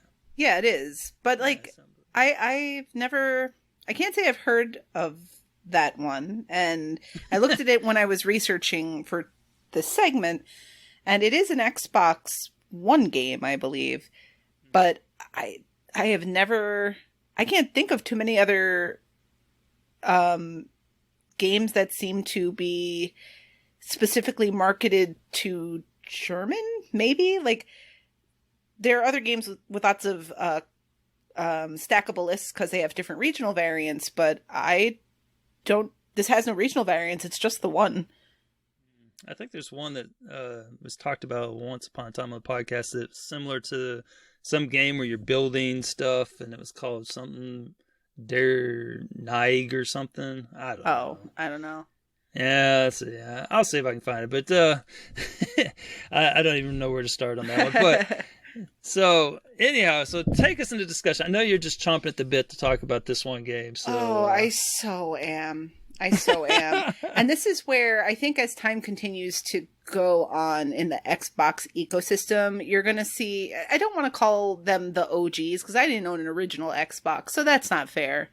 But the older tenured Xbox gamers and sort of the new group, 1 versus 100 was a free-to-play, massively multiplayer trivia show, for lack of a better term.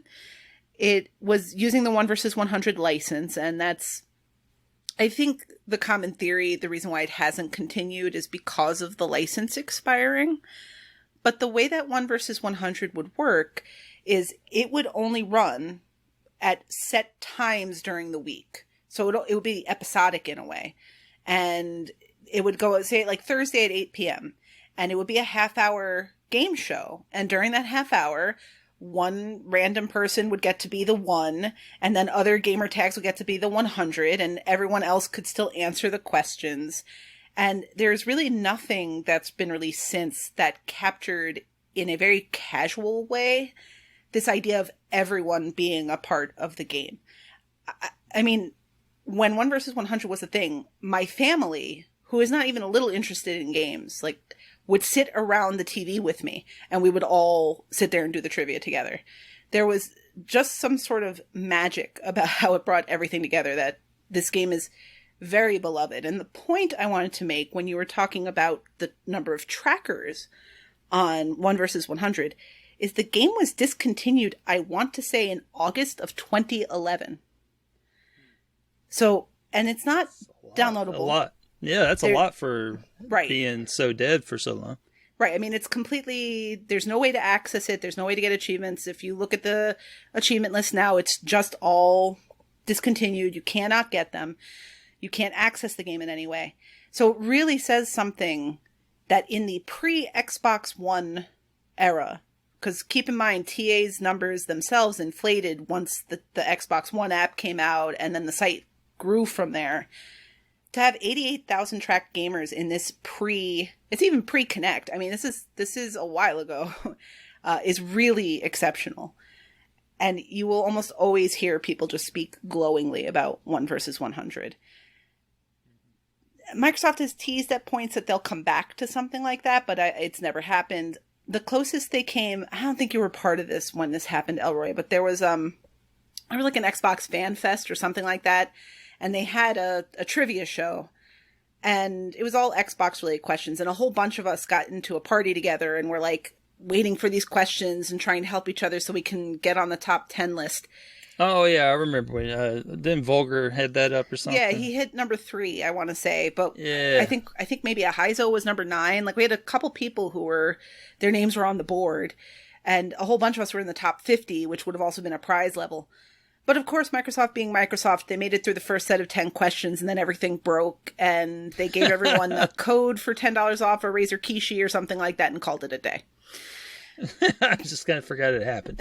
Right. But that excitement for getting in there and doing a trivia game show like that was there. And it had a very similar type of vibe. So, yeah, 1 versus 100 was amazing. But 1 versus 100 is not indicative of a lot of the rest of this list because it's a trivia game. Right. And most of the educational trivia category is really educational. Right? You found kind of the same thing? Yeah, it really catered more to games that are educational in nature. I was looking at the games that I had played on it, and I'm nowhere near as passionate about any of them as you are about 1 versus 100. But Wer wies den Sauers? ? That's Das Spiel. That's the other game I was thinking of. Okay. It's a party game, apparently. That's why I know of it. It's actually an educational trivia also. Oh, okay.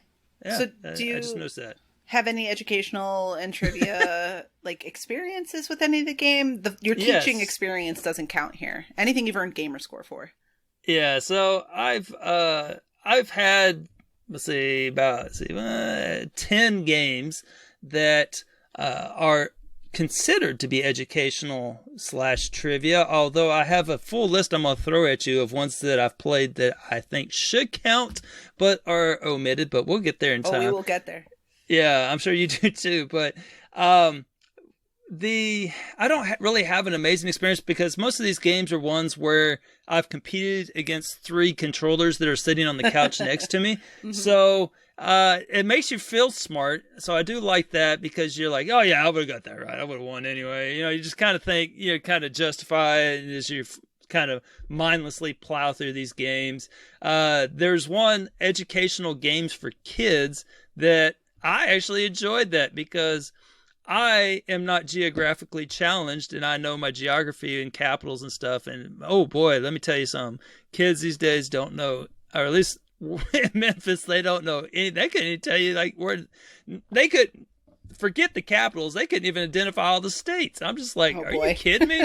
I'm like I had to know that stuff. I had to learn the capitals, everything in the world. So it was kind of cool to pull out all this old knowledge. And I do like flags a lot, and there's a lot of flag games in educational games for kids. There were several that I was disappointed in myself that I didn't remember, but I actually learned. It was actually an entertaining experience going through that, because when you got to there's a couple of games where you actually had to kind of try, and so I enjoyed doing those and doing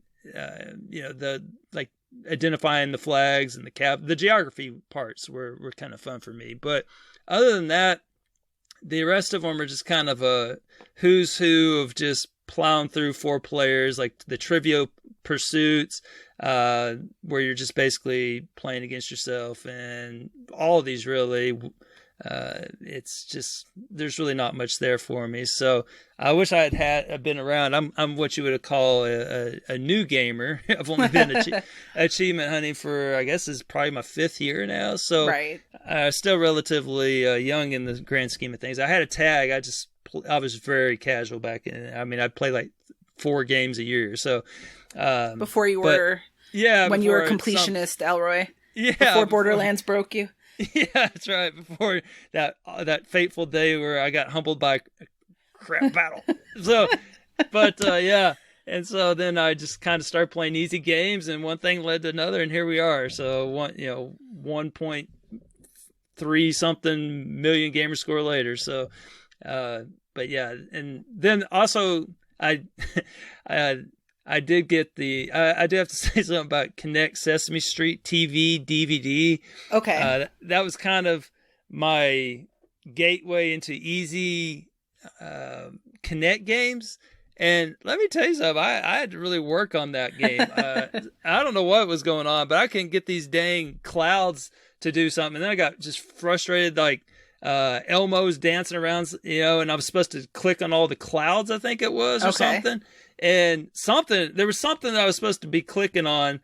I think it was all the fun beach stuff in Elmo's Beach World. I clicked on everything, multiple times.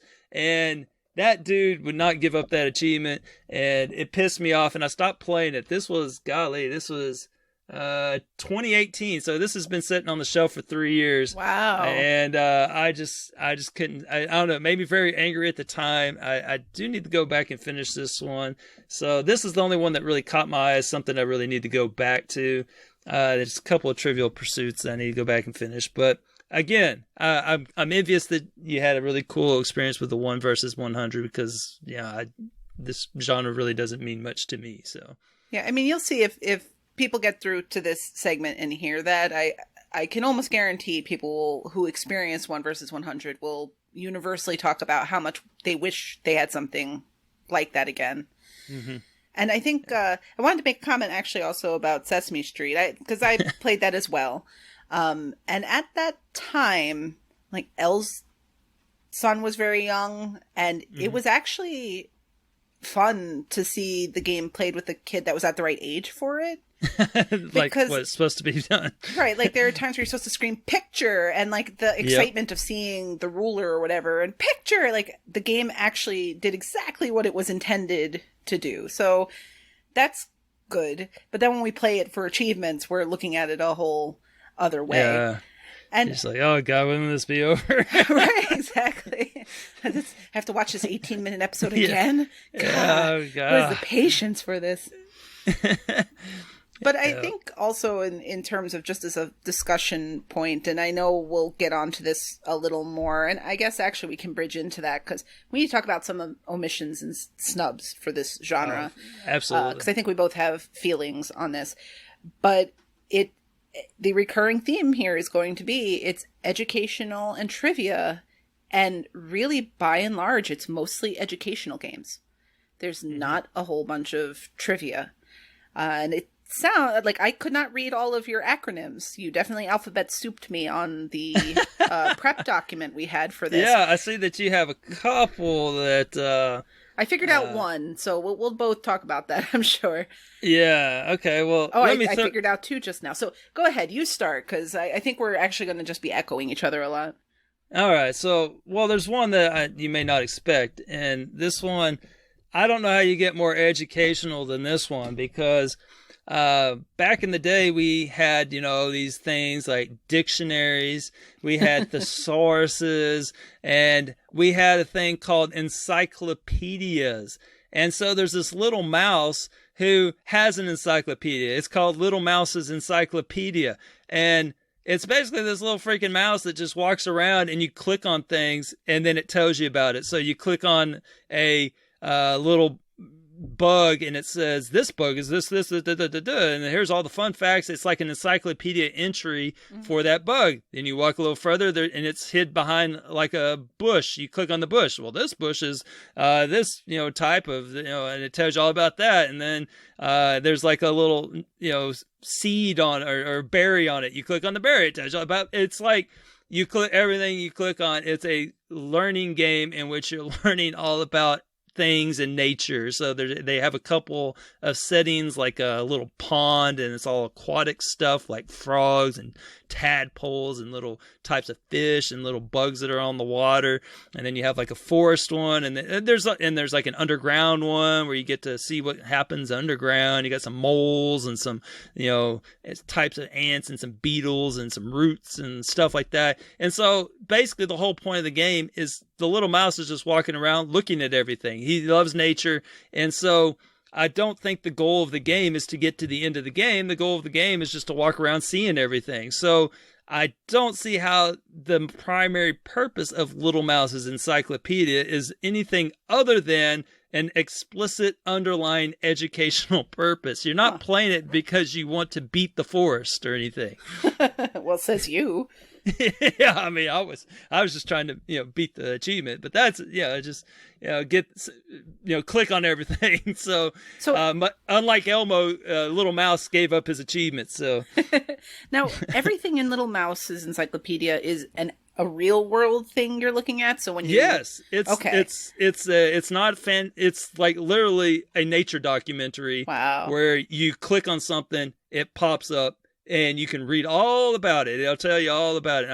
I didn't explore because you didn't have to for the achievement, but I believe you can click on pictures and probably video and stuff. It's like an encyclopedia entry and a digital version of it. And so, I mean, you don't get, that was at the top of my list. I don't see how you get more educational than a freaking encyclopedia. I mean, I think to be clear, and the reason why I asked you about that is neither of us, I think, let me know if I'm speaking for you incorrectly, would argue that a game like Mass Effect should be educational because it's a fictional world. So when you're reading all of these tomes about the different alien species in there, that's all part of that world. You're not being educated on something in reality. The distinction with this, where you're picking up all these things, is these are all real world items that you're learning about. So you could leave your house and recognize a field mouse versus some other type of rodent because you read about it in Little Mouse's encyclopedia. It's literally like you just walked outside. In fact, the graphics are very much like, it's like the mouse is animated, but if I recall, the other parts of it aren't really animated. Like it's like just, well, some of it is, but, or maybe I'm thinking of a different game. But anyway, it's literally like you walking outside. It's like a science project. So I mean, I don't know. That one was definitely at the top of my list. Okay. Encyclopedia. So that's one genre. So that's one thing. Now the next one's kind of like an inclusive one, and we kind of had similar ones on this, where I saw you have, or basically you just talked about reality, and so.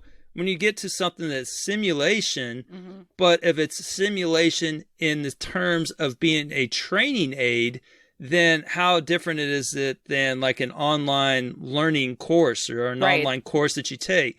And so we both identified PC Building Simulator for that. And I also identified Rocksmith and Rocksmith 14 because the whole purpose of that is to learn how to play the freaking guitar.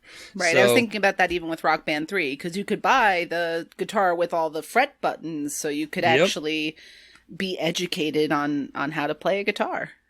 Yeah. And Rocksmith, I mean, or if you're like me, your wife fired it up one time and then decided she didn't like it. And then you have one achievement and it's forever on your tag forever because you can't play the guitar. Oh, no. And it's like the number one game that you wish you could remove from your tag forever. But here we are. So I don't know. I don't know. I've got to figure out a way to like run that game without a guitar because I don't have a guitar. What you have to do is go to Achievement Fest whenever they hold it again. And just find someone there that can play a guitar. Hey, that would be worth it in itself just to get some progress because right now it's like my worst completion ever. It's 1 out of like I don't know, close to 50 achievements. It's just sitting there like a rock on my tag, and I just filled with resentment about it. So, let's do this. Somebody let me know who can play guitar. Let's make this happen. Maybe there's something I can do. I don't know. Maybe there's like a fitness game and it requires a bunch of pull-ups or push-ups or something that you just don't feel like doing. I see that's in my wheelhouse. I out-hustled that one quiz taskmaster person on that. What was that called? Shape Up. Oh yeah, I still need to do the lady. last DLC on that one. Yeah. I need to finish that one up too, but I just out-hustled her. It was like a coordinated dance thing, but you can make up some ground when you had to run in place, so that's what I did. So good man. Yeah. So, Do you have any others on that? Well, I was with you with PC Building Simulator, and similar to that would be Car Mechanic Simulator. So any of these sim games, again, I think last week Corey was talking on the podcast about like a lawn mowing simulator. Like, nice. If the purpose of the game is, here are real world components that you would use in performing this task, and here's how you would use them appropriately to complete the task, then that seems like you're being educated. I know nothing about building a PC. But if PC Building Simulator is built in such a way that I'm actually going to learn about different hard drives, different graphic cards, different types of, chassis or whatever the outside of the computer, whatever it is that I have to know about building a computer, then I'm getting educated. And it seems to me like these fit very neatly in TA's description of any game where there's an explicit underlying educational purpose. I mean, I actually teach. This is right in my wheelhouse because I'm actually the computer science teacher at my school. Mm-hmm. I teach coding and computer science, teach all this crap. And so PC Building Simulator is actually something that I could use in my classroom because it's very specific and it does teach them what, I mean, I have other aids that I would use, but it's just in line with it. The one difference being is that PC Building Simulator is more about managing a store, so there's more of a business component to it. But so that may not be the best example for something like this. But there's you do have to like fix the computers. Like you have to fix the computers. Technically speaking, you put them on a desk and you open them up and you have to fix the problem with them. So it is very.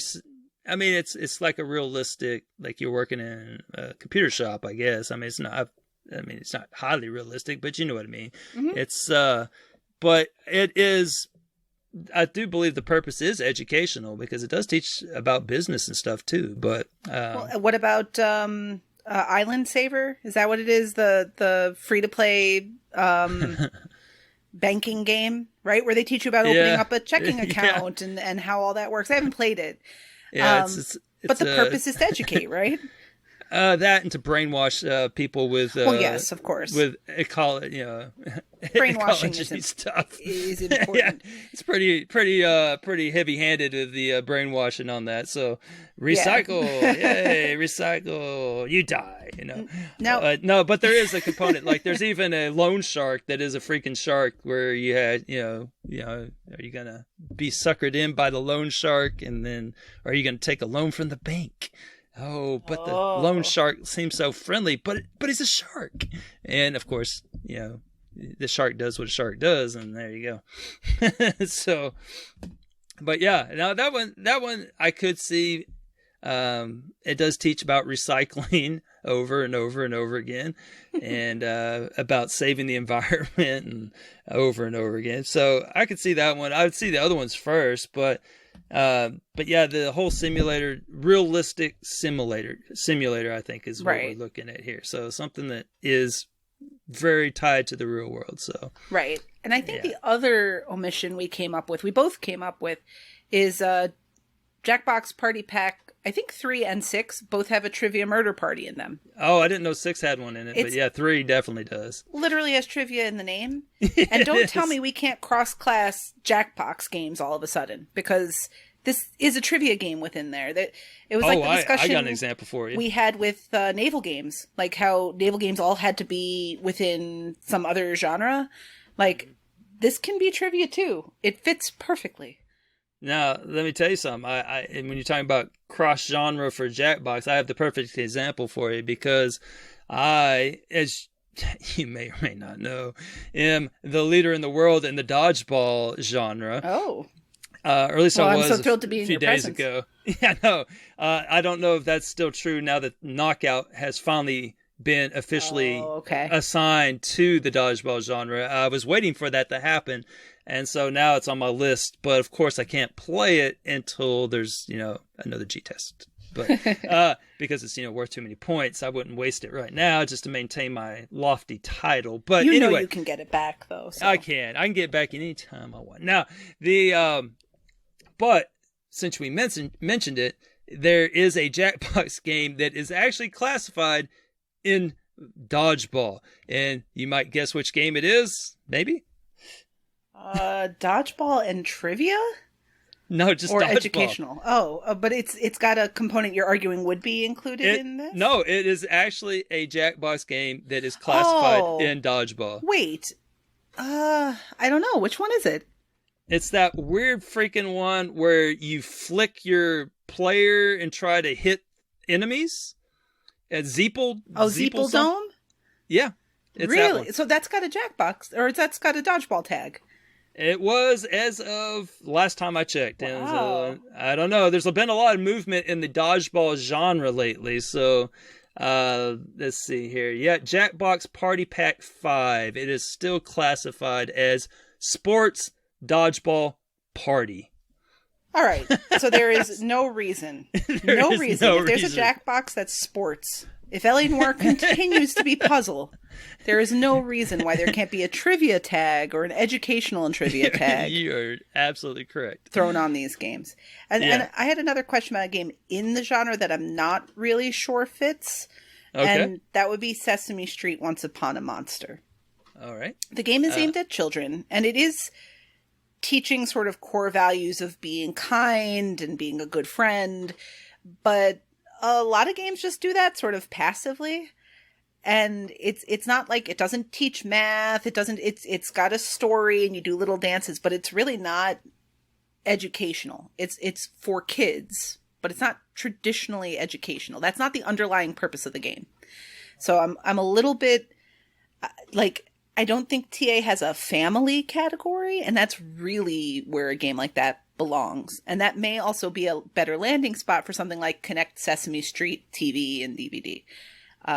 But yeah, I'm that inclusion is a little dubious to me.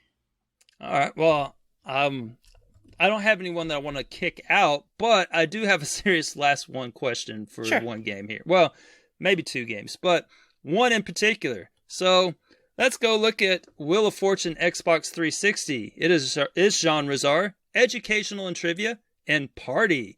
Let's go look at Wheel of Fortune that was released in 2017.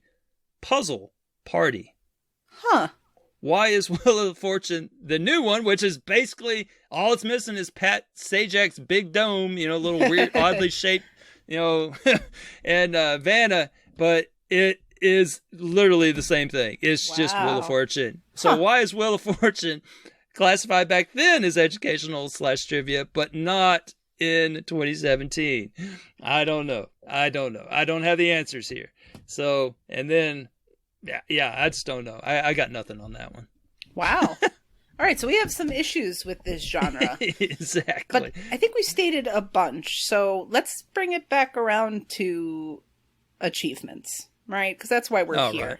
That is why we're here. So is there a particular achievement? I know this isn't like your primary genre or your secondary or tertiary or so on.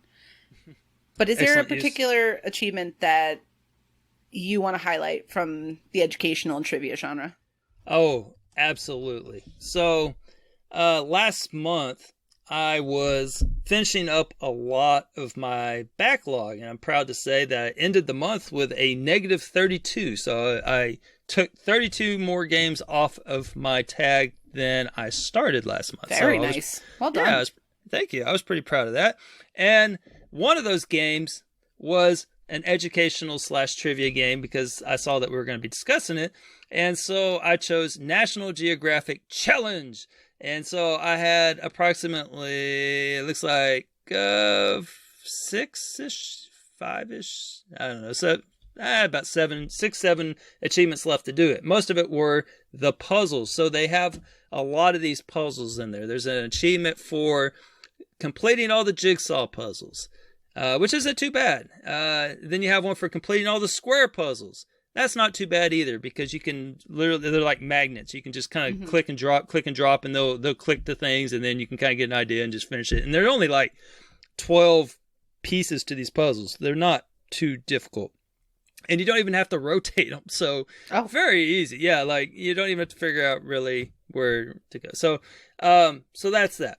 Now, those are all fine and dandy, but then there's one called Let It Slide, where you have to complete all the slider puzzles. Now, the slider puzzles are those little ones. I know you've seen them before. They have 9 pieces in them. And so, they have 8 pieces in them.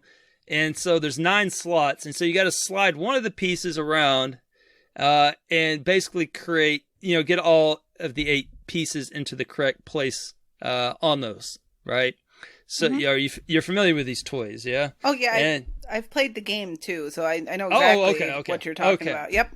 So I went into it, and I was just kind of like, I was just had my brain on autopilot. And so I finished all the jigsaw puzzles and all the square puzzles one night.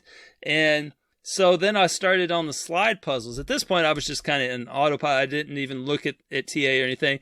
And so I went through the first slide puzzle, and it took me about 4 minutes. And I'm like, holy crap, man, this is going to take forever, because you have to do like a billion of them. It might as well be a billion of them. I don't know. It's actually like, 40 or something.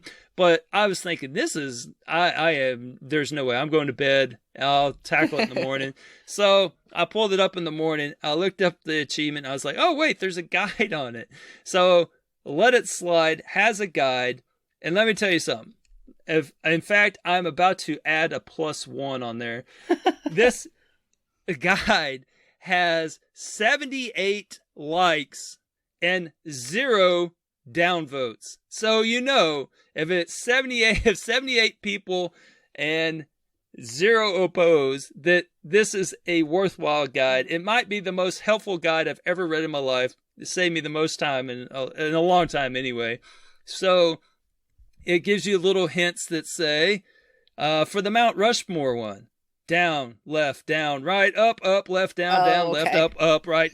And so I didn't even look at the screen. I just followed it, and I plowed through them, and it was actually faster than the other puzzles. I was so happy that I found this. If I hadn't actually looked at the guide, I'd still be doing these puzzles. They were, oh my gosh, I was dreading having to do so many of these puzzles, but it was... I guess it's about 20 of them, but it just seemed so daunting when I started in on the first one that night. And then it just, all that stress just melted away when I opened up TA, and there was a guide for Let It Slide for completing all the slider puzzles, 40 gamer score with a whopping 1.37 TA. In fact, that's why I looked, is because I was like, why is this such a low TA? This is awful.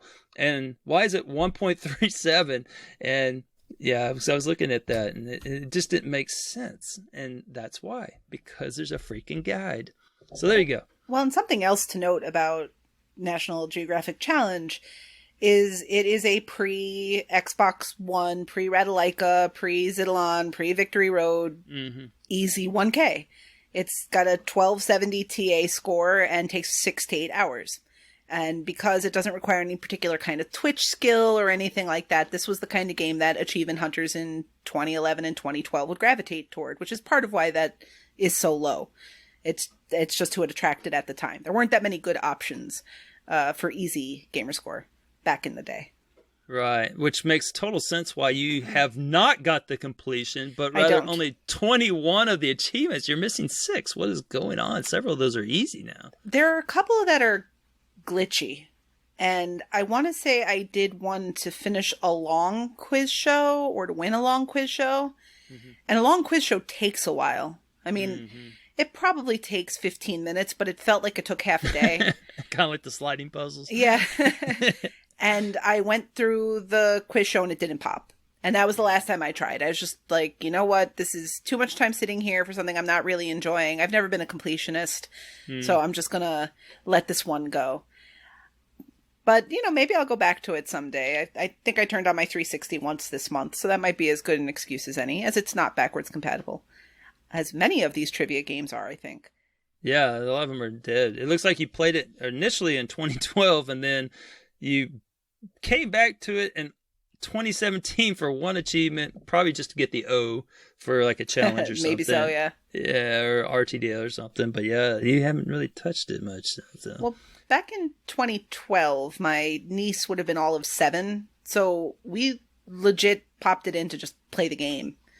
And it was one of those things where, at that point, when my nieces and nephews were younger, it was like, okay, I got to buy a couple things, so if they come over, we have stuff to do. And that fell very solidly in that category of thing to do. Just imagine if you had had an encyclopedia, how much she could have learned. I know. Like narrated by a little mouse. I'm going to have to reconsider my options here. All right. Well, that's mine. So I'm sure that yours is probably from a certain game, right? Well, initially when I wrote, 1 versus 100, and I'll tell a quick 1 versus 100 story. Right. Unfortunately, because of the nature of the game and the way that it got pulled, a lot of people didn't get to complete it because you never could play 1 versus 100 at any time you chose. You had to wait for the episodes to air and be around during that time. And one of the achievements was to get 12 questions in a row during one of the episodes. So you had a finite amount of chances. You couldn't just jump in whenever. And because the show aired live, you couldn't do what most people will do, including myself, on many trivia games. Pause it and look up the answer on Google. So the last achievement I got in the game was that get 12 questions right in a row. And it was, I remember very distinctly, I had my family around again. We were all trying to work. Like, everyone knew I was working on this and everyone was happy to help because people want to get the questions right. And it was an episode about zombies. And I got 12 zombie questions in a row. And that was the last achievement I got in the game, I think about 6 months before it shut down. But anyway, that aside, I wanted to highlight the G-Task days before you were a G-Tasker. And I'm going to take you back in time here, Elroy. All right. Way back in 2011, 2012, G-Task was conceptualized as a straight gamer score challenge. Yeah, the first year I did it, that was the last year it was like that. Right. So a lot of what you would wind up doing to try to do well is find games where if you were playing with your teammates, everyone would get the achievements. So multiplayer boosts, for example, were really popular.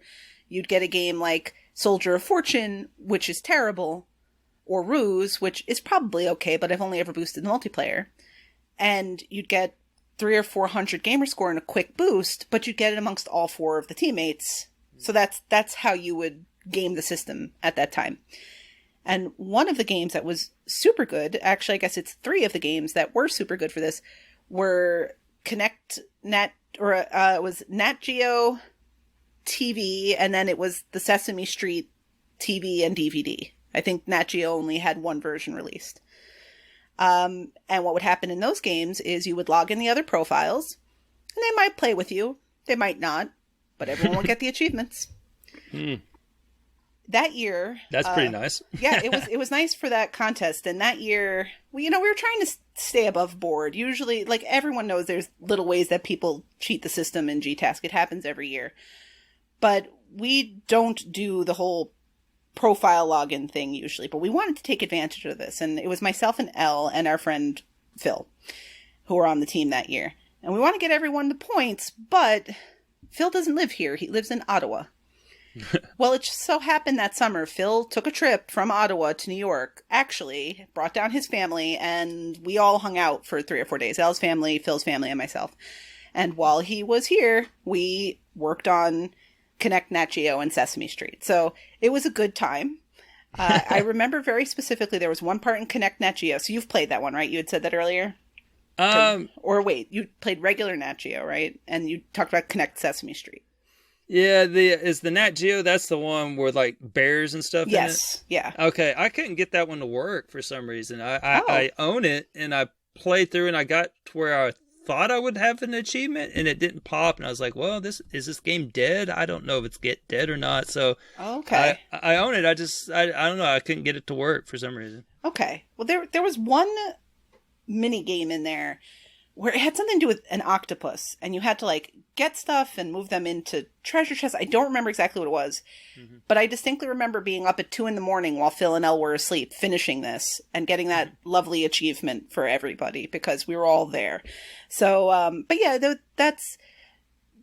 those games were fun for that sort of thing where everyone would get achievements, and that's unfortunately kind of an old school thing now. Like there aren't that many games that give achievements to anyone but the host, even if they are meant to be co-op, as these games are.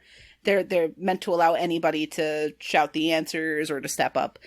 But yeah, and pretty easy achievement lists. It's hard with this particular genre to come up with too much that's memorable, because just like you discovered with Let It Slide, many educational and trivia games have written answers that just give you what you need for the achievement. So that sense of actually accomplishing something is not one you need to suffer through. Right. Yeah, absolutely. So that's awesome. And what you were describing reminds me of when I this last I guess it was, I don't know, whenever the last time my nephew came down. He's old enough now that he wants achievements for himself too. Oh no. Yeah, and so we were playing Overcooked, and so what we did is on the same TV, I just fired up both, two consoles, and he played on one console, I played on the other, but we only needed the screen for the TV, for one. Oh, yeah, smart. and that it actually worked out. We were both getting the achievement, so that was pretty Nice. cool. Very nice. Yeah. So, well, anyhow, you got any closing thoughts for this genre? I think we covered it pretty well. Yeah, I mean, obviously my big closing thought is Microsoft, please figure out a way to give us something like 1 versus 100, because we're like a whole bunch of like get off my lawn type people now, those of us who played it, with like, you whippersnappers don't understand how fun it was back in the day. And it really, really was. My other closing thought, though, is the educational and trivia either needs more trivia or needs to be 2 categories. It needs to be educational games, which can include some sim games as like a subcategory, and trivia separately. It just, mashing these 2 together just seems like there isn't enough in column A or column B, so they mash them, but there's just not enough trivia in here, and that's really my go-to generally. What about you? What are your thoughts on this genre? Well, again, I'm all about education, and we should always have more, but it does seem like that was more popular back in the day. The bulk of the releases were on the 360 and not on the One, and it's just like they kind of trickle out, but maybe that's because this genre's just been forgotten about, because you have freaking Little Mouse and his encyclopedia that didn't make the cut, and you have, Party Packs and 3 and 6, and then you have Wheel of Fortune, where you literally have the precursor in the genre, but the exact same game years later is not. It makes no sense. I have no idea. So it's possible the games are out there as we have identified. It's just I don't know how it works, but they're just not in there. So, I mean, genre voting opens on every title, and I wonder if people maybe clump trivia games in with party games, because trivia is sort of like a game night thing, or you might go out somewhere and do a trivia night, and maybe it just gets missed as a genre because it's so closely attached to that. But boy, people were on Zeeple Dome for that dodgeball, though. They sure got that done. So let's get trivia done for Jackbox Party Pack 3, because that's a definite oversight if Absolutely. we get dodgeball in the other one. Yeah, for sure. Yeah, and Wheel of Fortune and Little Mouse, I would say those 3. Let's get those moving, then we'll work on some other ones. Yeah, Little Mouse sounds pretty egregious. That should definitely. When you play it, you'll understand completely. Oh yeah. Like, this there's literally nothing else in this game other than educational stuff. So yeah. So anyway, all right. Well, how about some teases for next time? So the next genre is actually your choice. So I think you should actually drop the tease. All right. Well, here you go. So this genre has over 30 games in it, but a third of them are from the same game. And my little sub hint for you all, when Elroy revealed the genre to me, the games I immediately thought, if you told me, hey, look up a game in this genre, none of them are part of it. So we'll have a fun discussion about that next time. Exactly right. All right. Well, Em, it was a blast. Absolutely. This was a pleasure.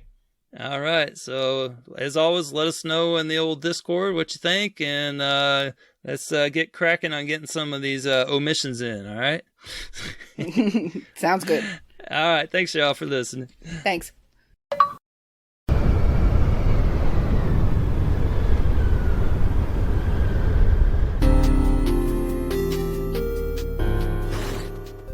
Hello, I'm Waka and happy to finally have played the new 1000 game score title update to Cold Silence, one of my favorite underplayed gems on Xbox. Originally published by Citylon, but with a rather difficult list, this minimalistic horror Metroidvania controversially had its achievement list completely changed to make it trivial before Microsoft forced half-face games to revert its list to the original requirements. The majority of starters on TEA started and completed the game during the time it was trivial, and the achievement completion didn't even require you to defeat a single boss. The 8 new achievements are tied to the new content, with new areas of the map and 2 new boss fights, inspired by the achievement hunters who played the game before the list changed. If you know what you're doing, it takes less than 30 minutes to access the new content, starting from the very beginning, but if you've played the game up to Chapter 4, you can start it straight away.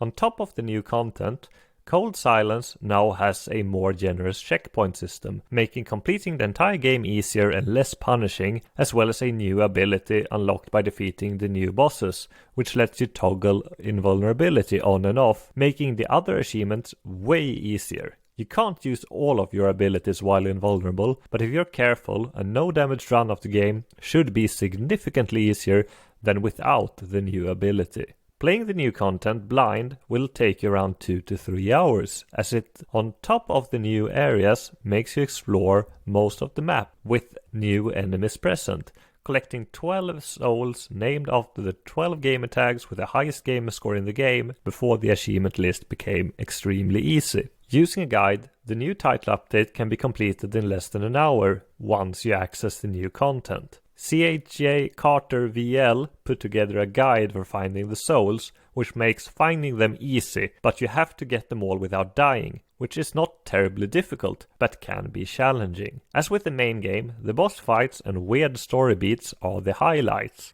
I was not really a fan of the soul collecting, but the rest of the title update is really good. Those who finished the story back in the day will very likely enjoy this awesome update. 12 of them, me included, might be a bit biased as we're part of one of the new boss fights. Those going back to Cold Silence, hoping for a Citylon style easy 1000 game score, probably won't be happy, as you will actually have to play a good chunk of the game, as well as requiring a bit of skill to complete the new title update. Hopefully, some of them realize how good the game actually is, but I'm sure many, if not most, won't bother once they realize the effort required to complete the new content. The sole developer, who goes by Saintizer, really went above and beyond with this title update for Cold Silence, and it remains one of my favorite $5 games in the Xbox Store. I highly recommend it to those who like challenging platformers and unique games. Have a nice day, everyone!